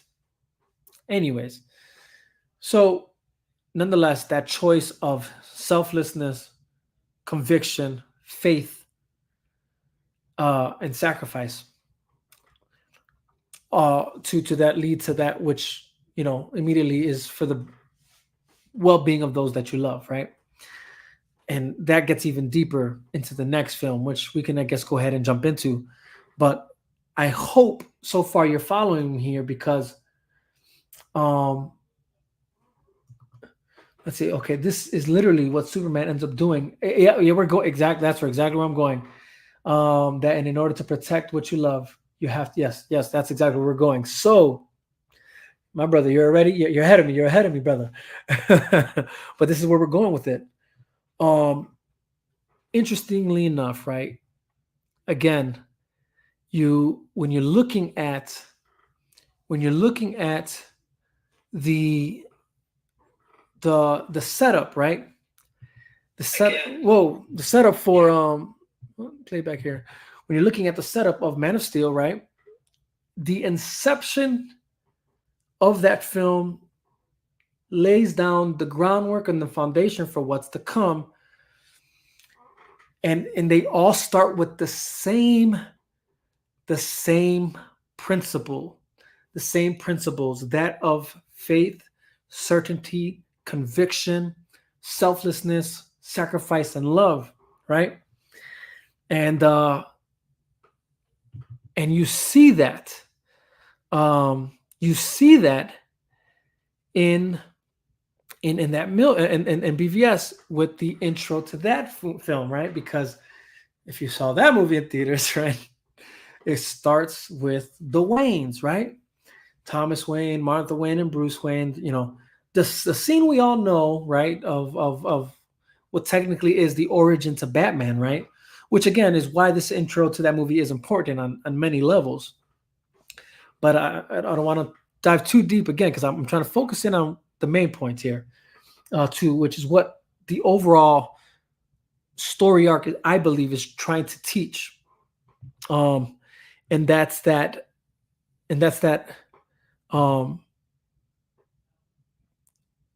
is the those 6 principles I'm referring to, and you could probably even look at more that also tell you more, but I feel these are what is important right now to me to describe.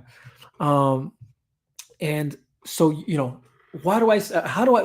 What do you mean? Faith, certainty, conviction, selflessness, and sacrifice and love is what you see in the beginning of BVS and Batman in that intro. I didn't get that. Which again, if you didn't get that, that'd be shocking, because that's definitely what's happening there. Um, but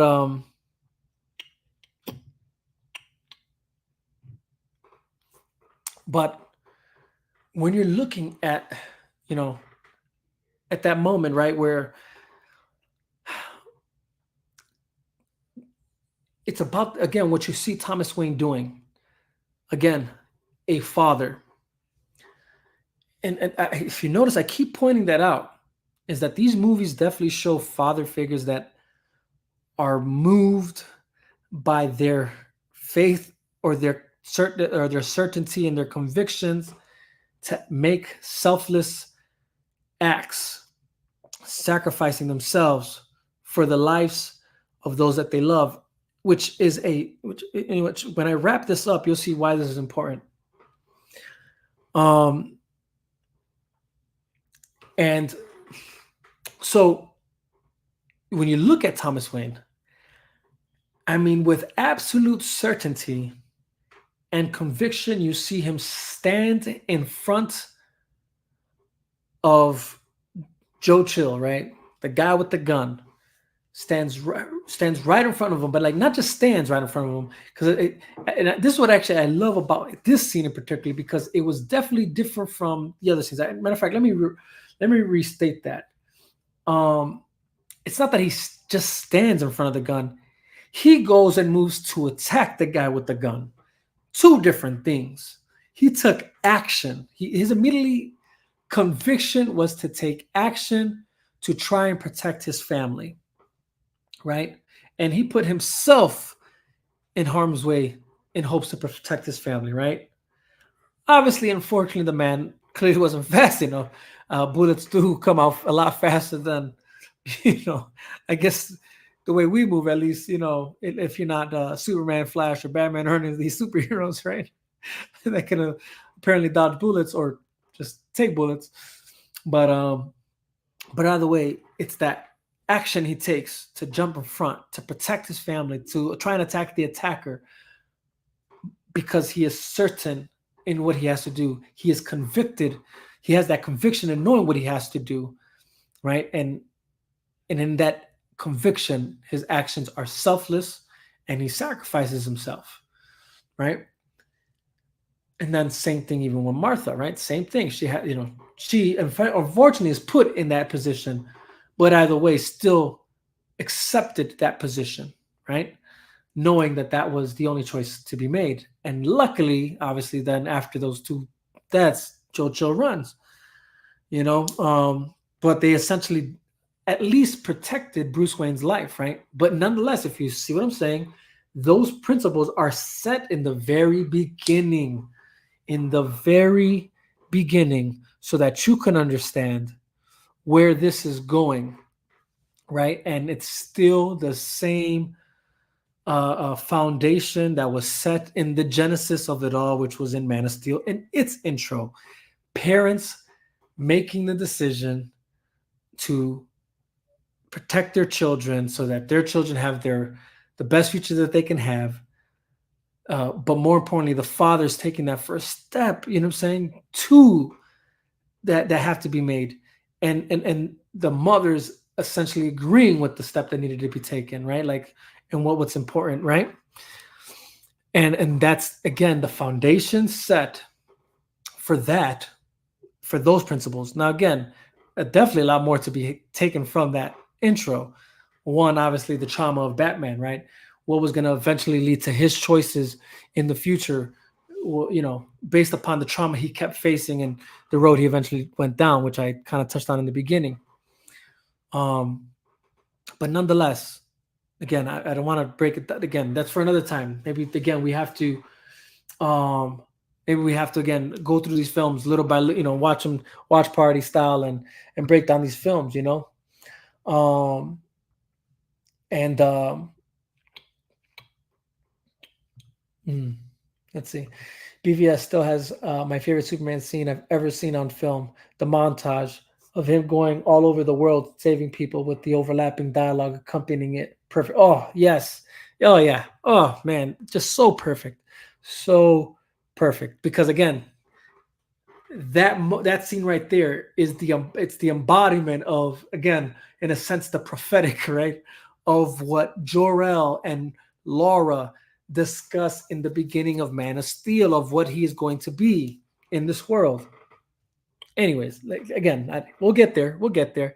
I mean, that's pretty much, I guess, probably all I have to say about that scene. But yeah, I agree, 100% agree. Seeing Thomas make a fist, to see him stand in front of Martha and Bruce as the chill is pointing, as Jill, yeah, exactly. I'm telling you, bro. Like, and what we're witnessing is the act of a father and a hero all in one, by the very convictions that I believe informed him to make the choice he made, So it's laid out before you. And then the crazy part is when you see, so this is, again, same concept from Man of Steel, setting the foundation of what is going to come. And in a sense, again, just still mirroring that which was already in the beginning. You see it happening again. And again, to me, as somebody who's read the Bible, that's why that scene is that's why that's kind of cool to me, because you see that even in the Bible. But again, we're not going to even, I don't want to dive too deep into that, but you see that in the Bible from Genesis to the book of John. But we're not going to dive deep into that. But that's again one of those things that, as I see the way Zack Snyder's telling the story, from movie to movie, I'm like, again, to hear this, like, he doesn't know how to continue. I'm like, man, I don't know what you're on, but it is what it is. So either way, same thing, same foundation that's going to should help you comprehend what's to come forward from what moves Batman, his trauma, his convictions. Because that's the crazy part is, because of that, you still see Batman have enough conviction to do what he's doing, right? Like the choices he's making from, obviously the choices he's made to become Batman, obviously, but then obviously moving forward to that future that we're in now, where Superman now exists in his world, and he saw his, Metropolis and all that destroyed, and now obviously with the death of Robin, all this is now what's kind of led him to be what he is. But somehow the underlying conviction from the beginning is still there. The only problem is now we're witnessing that it's steered in the wrong direction, and he's, in a sense, he's lost his way, which is, again, for me, such a compelling story, because anybody who's ever lived a life of faith, of conviction, that comes from their faith, knows that in this life that we live, because of the things we go through, we can definitely easily lose our way, and that I can speak from self experience, which I think is why this story of Batman in this film really spoke to me, because we can lose our way, especially when we keep hitting adversity after adversity, and these traumas that and I'm talking about real trauma, you know what I'm saying? Like, this guy's losing people, you know what I'm saying? Like life and death type trauma, being raised without, living without your parents, things of that nature, orphan child, whatever. These are things that do shape you, right? But again, just losing people, losing friends, allies, because again, you have to keep in mind the dialogue he had throughout the film, right? Where he's like, how many good guys are still left of it? How many stayed that way, right? So this man's gained and lost so much to where he's now at a point where he's kind of lost his way, but not fully, obviously, because he's still going after the bad guys. he's just now his vision is clouded on who the real bad guy is, to the point where he was manipulated to believe that Superman was that bad guy. Mm. Mm. Oh man, let's see if I can try and wrap this up kind of quick because I'm about to reach the 2-hour mark. So here we are, and like I said, Batman is still has the conviction, but it's just he's taking that conviction in the wrong direction, and a lot of us do that from time. And a lot of things actually can convict us to go into the wrong direction, to make the wrong choices, to do the wrong things, lose our way. And that's why I feel like that part is kind of interesting. The interesting part is, that Superman, in a sense, in real time, also faces that same battle, especially after the explosion. But like similar to Batman, he is indirectly manipulated to think that way, right? Because he is faced with the problem of people not accepting him and still questioning his judgment, or like, what he's doing in the world. Well, obviously we know by what hand is pushing that forward. So we know who the puppet master is now, which again, for people who have their complaints about that version of Lex, is baffling, really baffling. But they both get to a place where they both kind of lose their way, right? The good part is with Superman is, I don't know if it's due to his, maybe because he did have both a father figure and mother figure to raise him, that he kind of had a sense of like, sometimes you have to turn, you have to speak to someone, right? Where like he at least still had his mother to speak to, he can call Martha to figure out what's going on. And then even after the explosion at Capitol Hill, he realized, like, I need a moment of solitude to just have a moment to myself. But the moment really isn't with himself, he's like meditating on him and his father, and that lesson that his father gives him. And this is the overall, like the kind of like in a sense, the nail in the coffin of why everything, like why love is also in there. And the love factor plays far more greater than just those who are close. But if the way he told them fits into the macro and to the micro of humanity and relationship. And by that I mean is, he obviously tells them the story about the Lang farm, how he felt like a hero, and it turns out everything got destroyed. And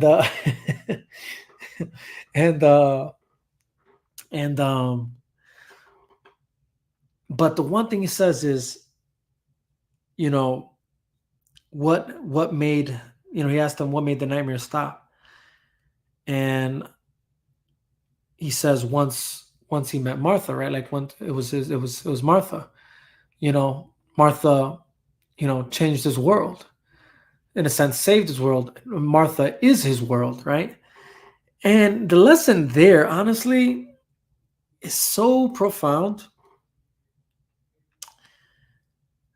that if you're not taking these scenes for what they really are, then you're missing the big picture. And I'll just point out that, if that scene for men out there that are under this assumption that you're better off just being by yourself, or there's no virtue or there's no value in trying to find a woman to love, and that can love you back, that can truly help solidify your, or help you make sense of your world or what's happening. Like, don't fool yourself. It is very much a necessity. And again, things like that are just lessons that I know to be true because of, again, my faith and from what I've read in the Bible. And when I see, again, the book of Genesis, Adam, in the end of the day, despite him taking care of his responsibilities and doing what God has given him, he realizes that he needs God realizes he needs help and gives him a wife, right? Um, and it's a very important part of our humanity, of how we build and how we grow, to be able to be fruitful and to be able to multiply. It is a definitely an important factor, but in the end of the day, Eve's was what Adam needed, and in this moment, Martha is what Kent needed, Clark, not Kent, Jonathan needed, right? And that, but what's amazing about that moment, even more so, is that he says, she changed my world, or she became my, she saved my world, something along those lines. But he says she was my world, right? And that right there is important because, let's see, I love that Superman is Batman's conviction in BVS. Yes, Batman becomes so bent on wanting to possibly kill Superman, and yet once it's over, he becomes his conviction to be. We're going there. Oh man, you're so ahead of me, bro. You must know where I'm going with this. You must know where I'm going with this. We're getting there for sure. So, but in this scene, it's just like I said, it's key because what essentially Jonathan is doing for Clark is he is taking the macro, which is the world. He's taking the macro, which is the world, and making it micro to someone personal to become his world, right?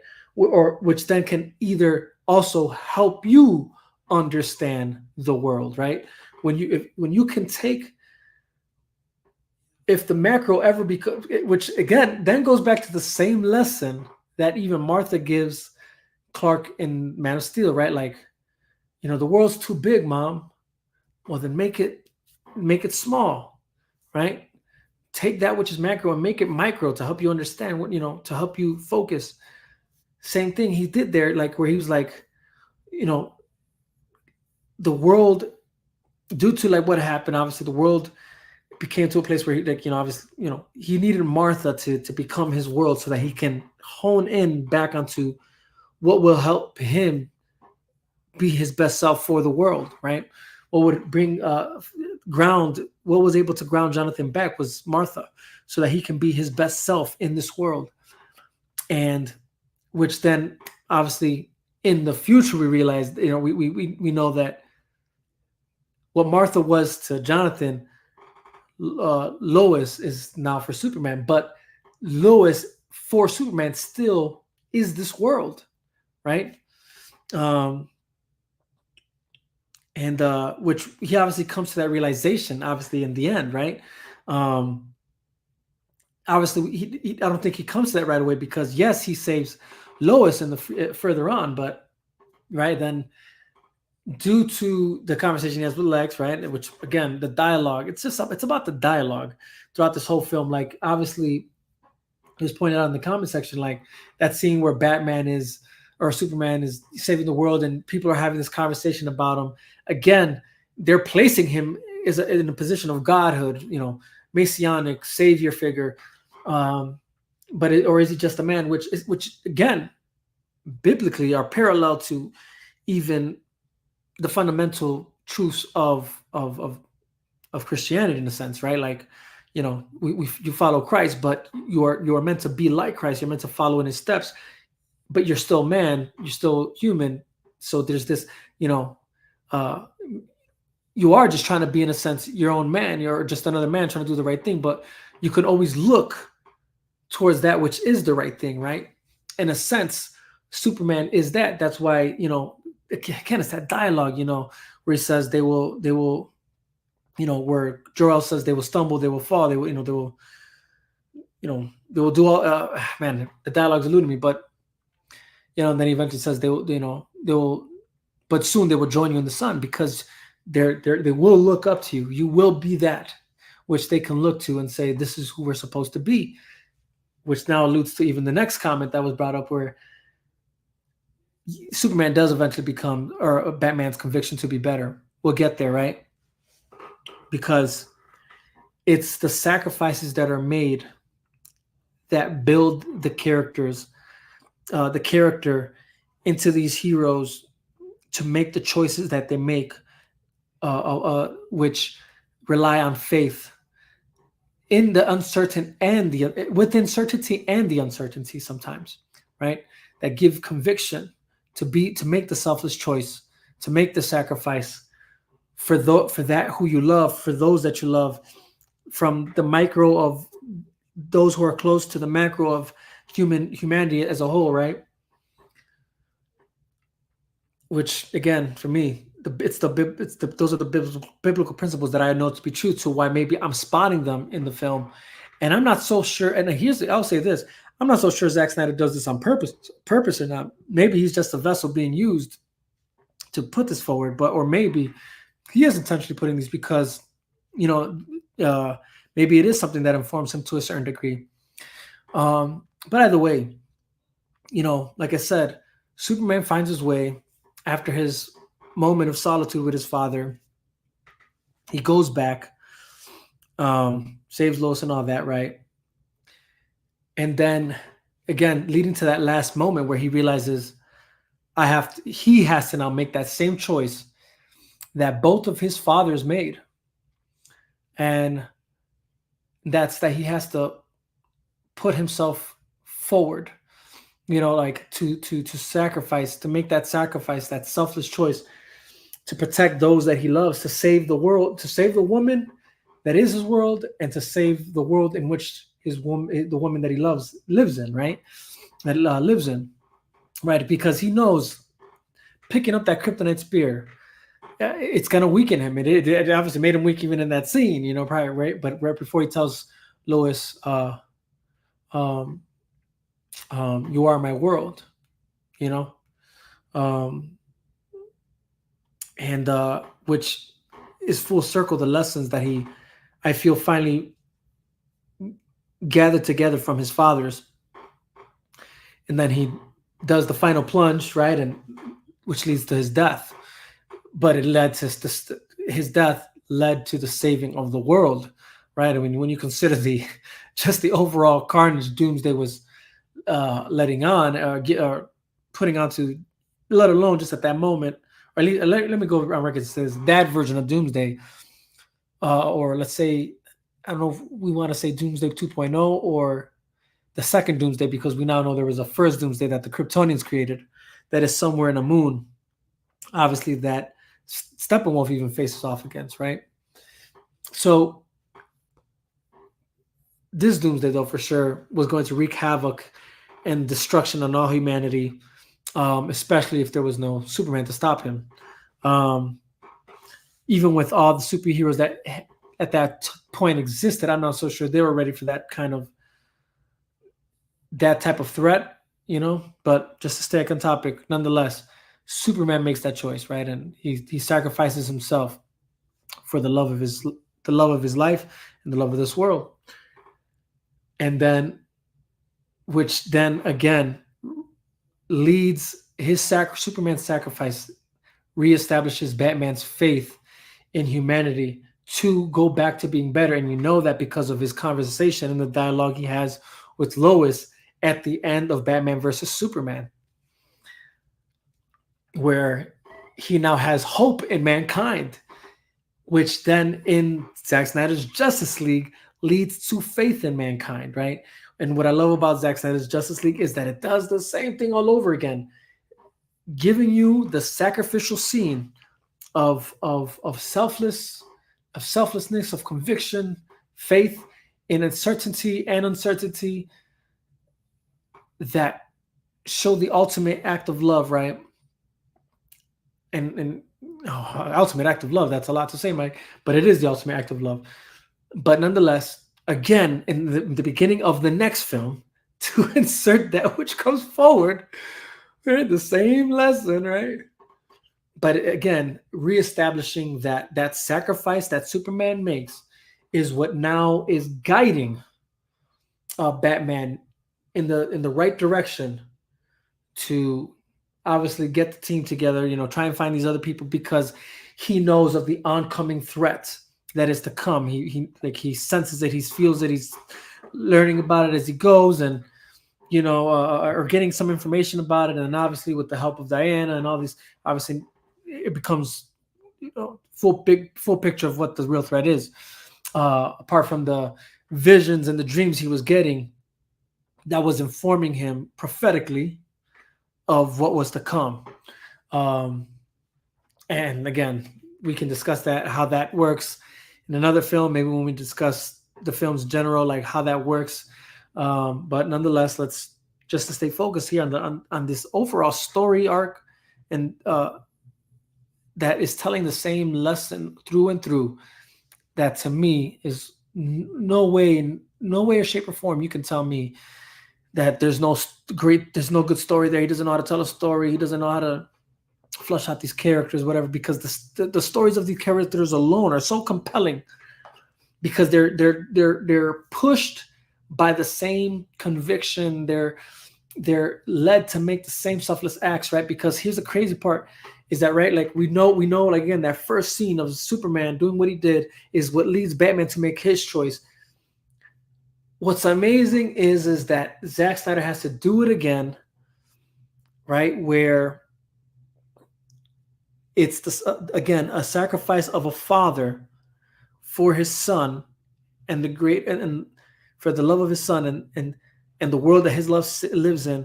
He sacrificed himself. When we're looking at Victor Stone's father, right? And which then also again helps Cyborg make his choice, right? Hold on, let's catch up to the comments here. Even though he doesn't know it, and we as an audience don't know it, until we see Zack Snyder's Justice League, Superman literally sacrificed himself to save his son, just like his father Jor-El did for him. Full circle. Right. Okay, yes. So there is that scene, right? And for those who've seen the storyboards, I guess we have yet to see where the story really goes, if that's going to stick, which I hope it does, because that does make for higher stakes, and higher, crazier plots, happening. But yeah, obviously the idea of Lois, being pregnant, was Jor-El's hope. Yes, having two peoples coexist, faith, hope. Exactly my point, which is full circle. What I'm trying to point out here, that there's a thread here that exists from the beginning to, I don't even want to say to the end, because this ain't even the end of the story, Zack Snyder's Justice League. And that's why we're fighting. That's the reason we're fighting for, or promoting the whole, hashtag, which I'm going to put it up here now. I forgot to put it in. Which is why we're fighting for this, or promoting this, and hoping this takes place.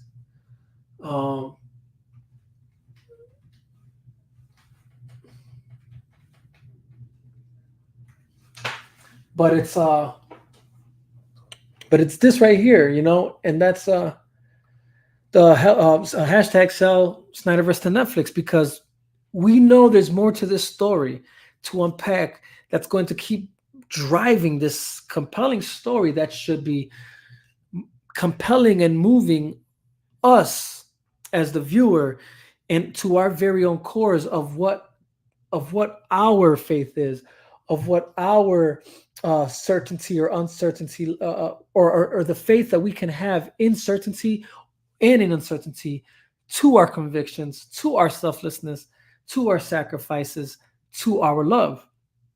Overall, this is what these stories are telling. So again, do not tell me the story is not there, that he does not know how to tell a story. You are saying the furthest thing from the truth, if that's where you're standing on this, because the story is there, the compellingness, the movingness, what moves you in the story is there. If you don't see it, you're choosing not to see it, because it is there. And again, it's these things: faith, certainty, conviction, selflessness, or to be selfless, sacrifice, and love. And why is that important? Apart from now, let's just dive into that. Like, why is that important? Why is it important that we know that, or that we're even discussing this? Like, who cares if it's in the, like, no, we have to care. Like, it's a big deal that it's in these movies that awkwardly enough get so much pushback, almost as if they're trying to bury that which is true to move people in the right direction, you know, off of a platform and form of art that really is, in a sense, helps move people in a mass way, so that's why it's so weird, you know. But exactly, and that's why we pushing this forward. Sell SnyderVerse to Netflix. Sell Zack Snyder's Justice League to Netflix. That's why that's being pushed forward, you know. And again, why Netflix? A whole another discussion. I hope to have to break it down even further with some of the other guys who definitely incorporated this to be where the movement should go forward. But again, that one, I don't have the time to break that down for you guys now, but it's very crucial, and I definitely do intend to get into that at some point, for sure.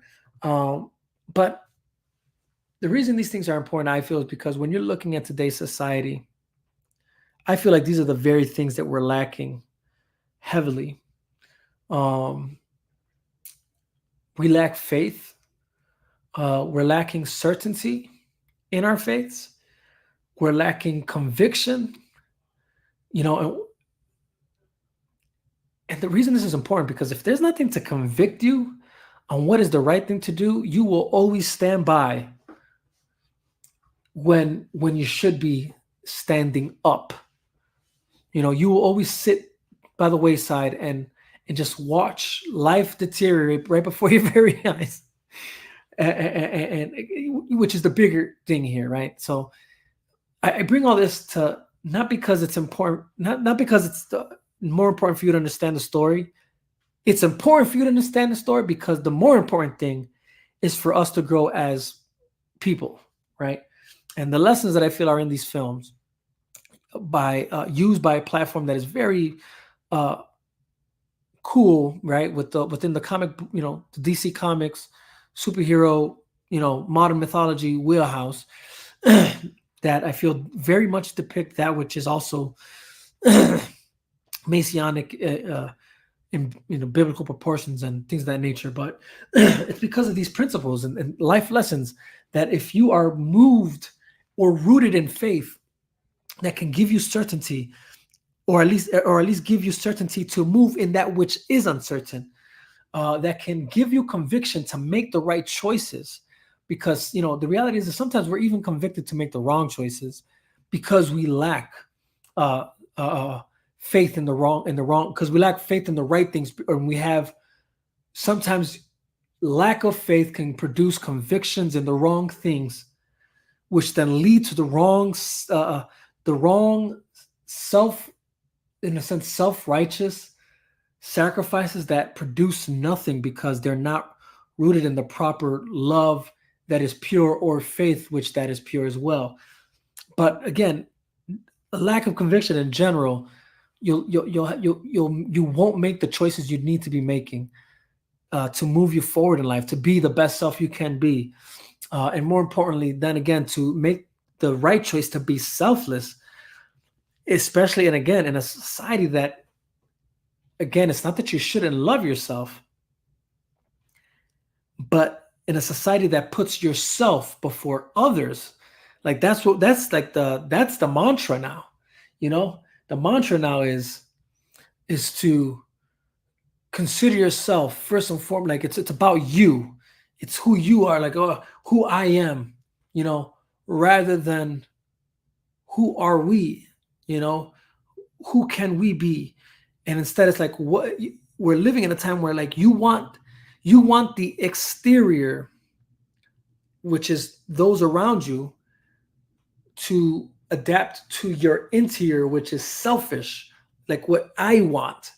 That's the society we live in today, the times we're living in, at least a majority of us are, you know, rather than the selfless way of thinking. And that's like, who can I be? Who does my interior, who am I, and who can I be to be the best self I could be in this world that is with other people, with my family, with my neighbors, with my friends, with my community, with my city, with my state, with my country, with my world, right? And that's why I feel these stories are important, because time after time you're looking at these heroes make selfless acts, putting others first before themselves. The As I said before, what informs me most for sure in this world is definitely the Bible. It's definitely the Bible, and so um that's why I guess maybe I am moved a lot by these movies more than anything, because I just feel the lesson that it's giving is that it's the principles that are very much the principles that I was given through my faith, for sure. um and that's that we live in a world where you have to love others right before you love yourselves, but you do have to love yourself, right? And I've mentioned this before in another podcast. They asked Christ, what is the greatest commandment? And he says, the greatest commandment is to love the Lord your God with all your heart, mind, body, and soul. And that's faith, right? That takes faith. That takes certainty and conviction. But then he says, and the second one is just like it. Love your neighbor as you love yourself. And like I said before, that neighbor part is so broad. It's such a broad statement. Like, your neighbor is your family, your neighbor is your friend, your neighbor is your community, your neighbor can be a stranger, your neighbor, you know what I'm saying? Like, and he's saying to love them, love your neighbors as you love yourself. So thirdly is you do have to love yourself. So three things that are important is that you love God, love your neighbor, love yourself. You love your neighbor, like I said, that extends to family, friends, whatever, everybody in a sense, right? Now, obviously, you can't love everybody or love everything, because not everything is good and not everyone is good. But then he says, upon this, all the laws hang on, right? So now, if you look at whatever the other laws were, but you're gauging them according to those the greater commandments that he mentioned, it helps you understand how to move forward in faith and certainty and conviction, which will lead to selflessness, because you then understand the greater good that can come out of me is a selfless act, where it's not about me per se. Like, I can love you, obviously love yourself, but I do find it interesting that came after the loving your neighbor part. It's not like he said, and the second one is like it, love yourself and love your neighbor. No, he said, love your neighbor as you love yourself. So, I mean, maybe there's no specific order there. Maybe it's just, if that's your conviction, that's how you're choosing to live your life, according to that, right? And then if it's about love, right? If the idea is love, and you're supposed to love your God, you're supposed to love your neighbor, which is whatever, and you're supposed to love yourself. But let's just take out the yourself for a moment, because it says love your neighbor as you love yourself. So maybe what he's saying is, like, that's the obvious thing, is loving yourself. But if you can learn to love your neighbor and love your God, then this is something else he says, which is what he eventually, what Jesus Christ says, which is eventually what he manifests in physical time, when he finally goes through what he has to go through, in a sense, the same path we see Superman take, right? And he says, no greater love has no man than this, but that a man lay down his life for his friends. That, to me, is the overall consensus or manifestation of what I see in those movies, when I'm looking at the actions that Jor-El takes, that Jonathan takes, Law or whatever, Superman, even Batman, or these heroes that are constantly putting themselves, giving their lives, putting their lives in harm's way for others. That's the story. That's what I'm seeing when I'm seeing these characters do do their thing in these films. But that's, to me, that's the overall compelling story. So like what Clark told Lewis, this is my world, you are my world. Yes, yes, yes, yes, exactly, exactly. I may like, that's what I was trying to say earlier. I think I said that earlier. Exactly. Um, so this is my world. You are my world, right? And Clark makes that choice. Yes, that's what I mean. That's why I say like these. This is the lesson I'm seeing, but the lesson of, but the greater love that you're seeing manifest itself in these films come from the faith and the certainty and the conviction and the selflessness that comes from their sacrifice, the action of sacrifice that they make, that you see the manifestation of that greater love depicted for this world that he loves, this world that is also Lois Lane, right? And which, again, I'm not trying to preach too much here, but when you're looking at Christ, that's what he does. That's essentially what he's doing. He gives his life for his bride, right? The bride, he refers to the church, the body of Christ. He refers to as the bride, that he goes to prepare a place for that bride, in his Father's house, where he's preparing many mansions for his bride. He's giving his life for his bride, his church, right? Or the church, whatever, but the bride, right? His love for his bride. And the reason why I said what's interesting about that, you see that happen in another part in the Bible, but if you see that in the first part of the Bible, my interpretation is that Adam does that very same thing for Eve. I'm not convinced that it's that he fell because he got wooed by Eve, or he was, in a sense, pussy whooped or something. Like, I think we like to make Adam as much of a regular man as us, but the reality is Adam is not a regular man. I guess for those who do know the Bible, now I'm kind of like venturing off there a little bit, just to touch on that, just so you can understand why I'm overall consumed by the story that I see in Man of Steel and BVS and Zack Snyder's Justice League, and what I want to see keep going. But it's because I'm informed by that which I've seen in the Bible, and that's that I believe Adam chose to sacrifice himself for his wife, his bride, his love, his Lois Lane, which was Eve, because what other choice was there to make, but not partake in eating of that fruit,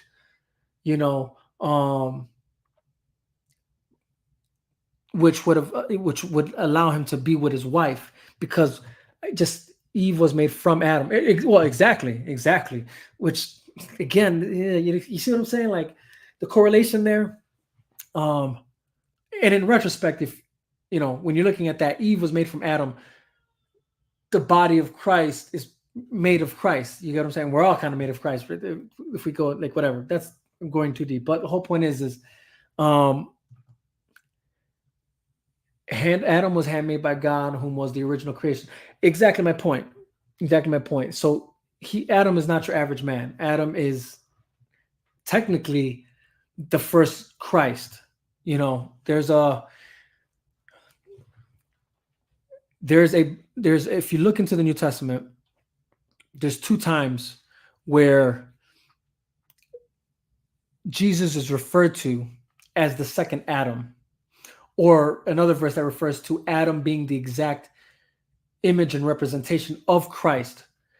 I do not want to butcher this, so let me see if I can find that right quick, because it's just key to what I'm trying to say here, to understand where my logic is coming from here. I've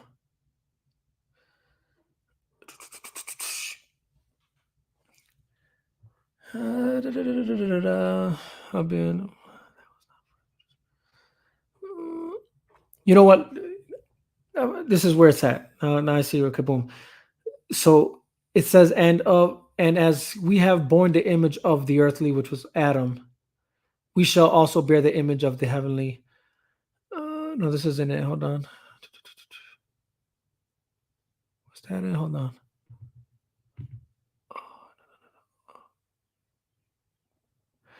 Afterward, the spiritual, the first man was of the earth, made of dust. The second man is of the Lord from the heaven, and was the man of dust. So also are those who are made of dust, and as is the heavenly man, so also are those who are heavenly. As we have borne the image of the man of dust, we shall also bear the image of the heavenly man. No, I said the flesh cannot hear anything. I don't know if that's the verse. Hold on. I don't know. Wherever it's at. My whole point is that there's if I'm correct, it's in 1 Corinthians 15 where it talks about the difference between Adam and Jesus, but then also the connection.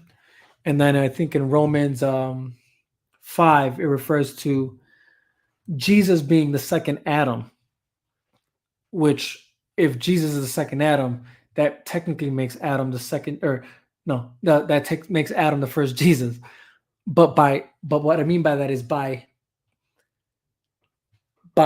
personal connection to God, representation of God, and acts made by that which is influenced by God, right? Because I am convinced that Adam chose to eat of the fruit, not because like, oh, whatever you say, Eve, like, sure, let's do this, let's partake of this. But I believe it's because having conversations with God, he knew that which was to come. He understood the purpose of what was to come and the sacrifice that needed to be made for what was to come could come.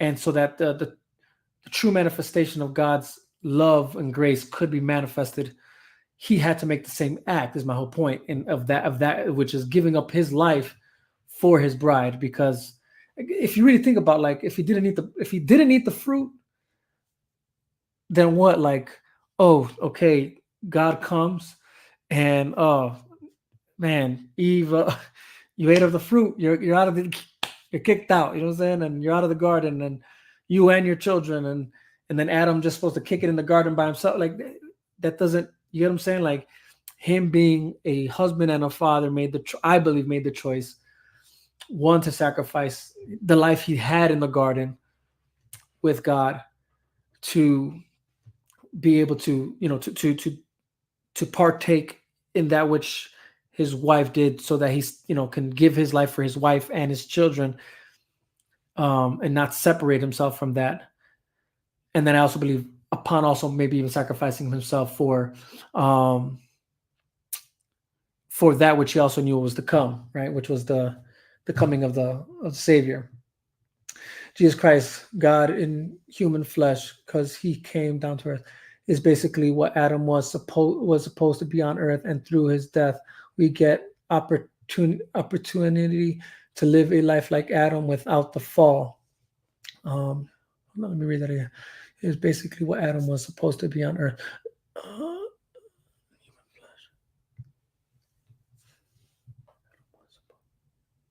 Oh, I believe that. See, this is what I'm saying. I believe that's what Adam was on earth, is what I'm saying. In a sense, it's not that he was the Christ, but he is almost that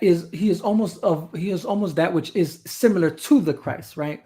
Where it's like a direct creation, like directly of God. You get what I'm saying? Like, there's nothing in between that, right? And when you look at Christ, it's the same thing, but it's more of but it was obviously the spirit of God, right? Which then goes into, it's essentially the same thing, is my whole point. Essentially the same thing. They're both of God's spirit, you know what I'm saying? Because when you look at the creation of Adam, right, molded together by dust, then given the breath of life, the spirit of God, which then gives him life, right? And in a similar way, right? Like, it's that spirit, that same spirit of God, which enters Mary to create Jesus, right? So they're both of God, the whole point, right? That is why Paul or Peter, I'm not sure, I can't remember which one, does refer to Jesus as the second Adam, because they both have this divine thing about them, that they come directly from God. And I say that because you know what? There's a lot of things. There's a lot to go deep into this. I'm not so sure if this is the time for that conversation, but I will say, like, I guess just to wrap this up on that, and just the if Satan already knew what God's plans were for mankind, I imagine Peter did, right? Okay, yeah. So I imagine when he sees Adam, I can imagine he thought that was Christ. You know what I mean? Like, oh, this is the son. This is your son who's going to inherit all this, you know, whatever. Because if you think about it, who does Adam look like, if not Christ, right? Which I believe, again, if you look at that, I believe if you look at that verse, if it's either in 1 Corinthians 15 or Romans 5 that they talk about it talks about Adam looking like who else does Adam look like if not Christ? I don't remember which one, I can't remember which one it is, but and it has to be that. It has to be who he looks like. I don't want to get too deep into that. That's you know, I'm already 2 hours and 40 minutes into this. Let's leave that for another discussion. But what the main point I'm trying to focus on here is that when you're looking at the book of Genesis and how in a sense, there's like this sense of propheticness, right? Like, or no, it is propheticness, but let's just say if you don't believe in that, like, then there's a sense of that that establishes something in the beginning of the inception of the story that's going to continue going forward. And at the beginning of time, it establishes something of that, which is that man is called. This, I guess, is what I'm trying to say. You are called to give yourself. You are called to give. This is the point I'm actually trying to point out to why I believe these films are important. You are called to give yourself up, like to sacrifice for your God, you know, and give you, but you do that also by giving your life for your bride, for the love of your life, for your world, for the love of your neighbor. This is what we are called to do. We are called to be selfless. That's how you tap into the best potential you are created to be, is by being selfless,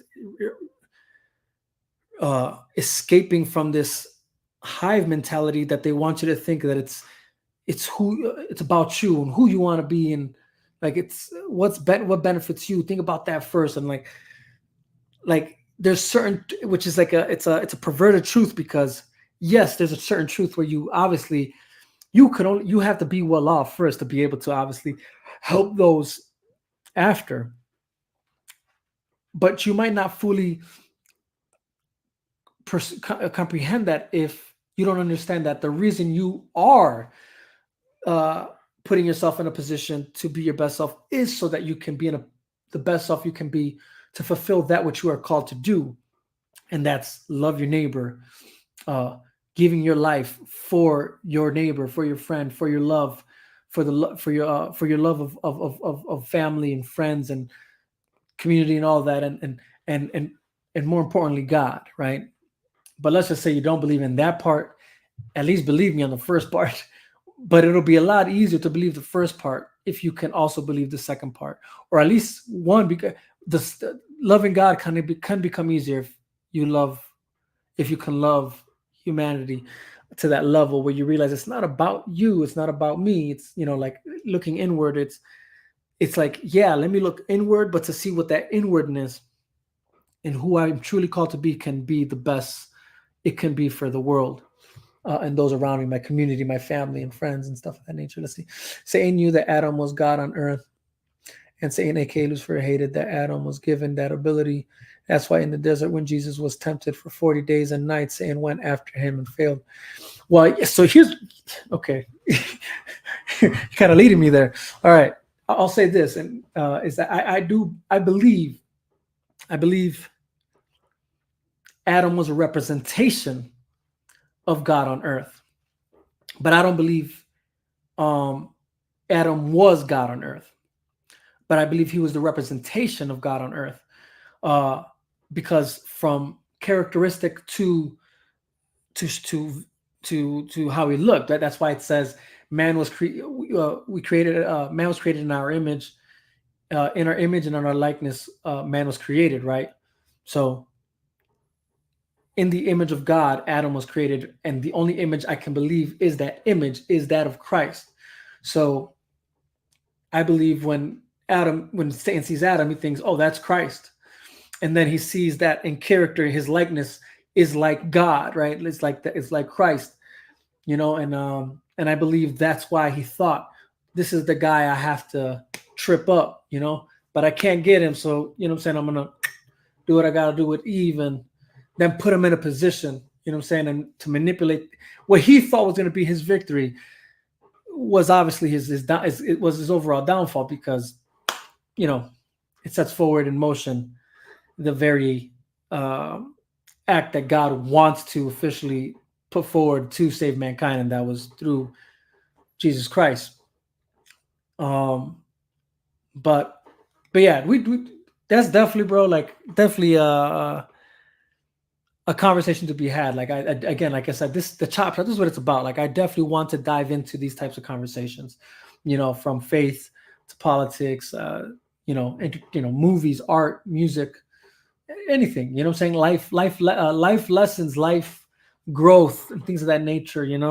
What allows us to be our best selves. And so my purpose of this video today, for sure, was to point out what I see in those films that I believe help give that lesson through its story that's told, and to why I do want to see the overall ending of the story arc of those films, where I do believe we'll get more of that, which is more of what, not just what the comic book movie genre needs, but what the movie industry needs as a whole, when you're getting nothing but movies made by a committee that 9 times out of 10 just push a lot of propaganda and agendas and things of that nature, like, whatever, and just done bad, like, they're not even done well enough to even like consider whatever they're pushing forward, or they're just done with bad will, like, what I'm saying, like, they're not done in goodwill, like when you're seeing news, like, like what James Gunn is doing behind the scenes, and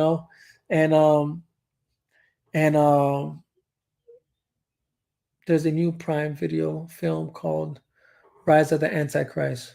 Ooh, okay, I'm gonna check that out, bro. Thanks for putting me on. I didn't know that. Definitely would like to see that for sure. Interesting. Prime. So Amazon Prime. Okay, cool. I'll check that out for sure. Maybe we can then discuss that film, maybe, so yeah, but yeah, as far as these movies like are concerned, again, I just feel like it's undeniable to he or she who is honest, and he or she that can actually see these movies for what they are, and that's that they are great stories with great characters that tell a great message, that I believe we need more of, and which personally why I do want to see the SnyderVerse continue and see what how that story ends, the full development and the manifestation of what these characters are called to do in our modern mythology, that can help us perceive somewhat closer to that which is true, to be who we are called to be, and not just this like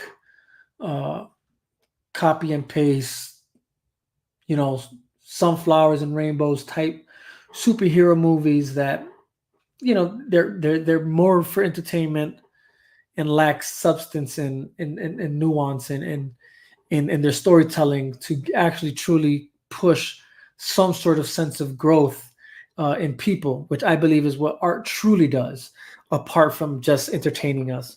And for that matter, I would say, if you're not on board with this, get on board with this, because at this point in time, this seems to be the only direction. Because if it's not clear, James Gunn is blocking all other types of movies that are DC related from being moved, to even delaying certain movies from being made.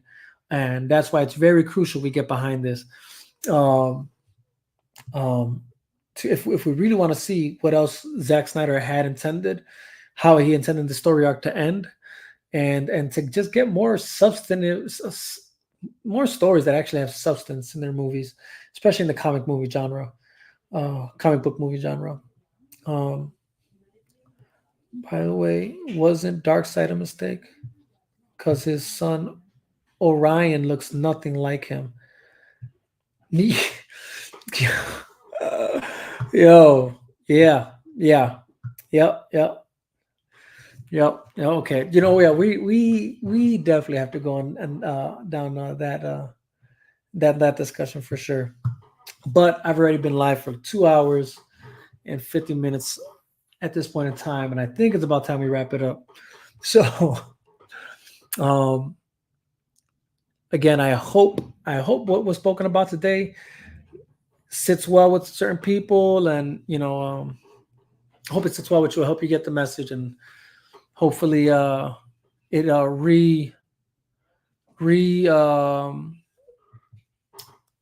if maybe you lost interest in those films, it reestablishes you to have this eagerness to go watch these films. And for sure, like, I do hope that it makes sense to somebody out there. And again, like I said, I knew there's people that are not gonna vibe with what I'm saying, because they're just either haters, willfully blind, or maybe just lack, I don't know, perspective due to their lack of intake of, I don't know, information and education and philosophy and things of that nature. But yeah, other than that, just I want to say thanks for sliding through, guys. Thanks for the live. And yeah, Zack Snyder Films was engaging us, not just mentally, but emotionally and spiritually, 100%. But appreciate you for stopping by, TJ, and everybody else that like slide through, took the time to slide through in the comment section. Anybody who took the time to watch this, and anybody who's going to take the time to watch this, I appreciate y'all. Hope that y'all blessed beyond measure. Much love. Peace out. And I hope everything just works out for you guys. And with that being said, we out.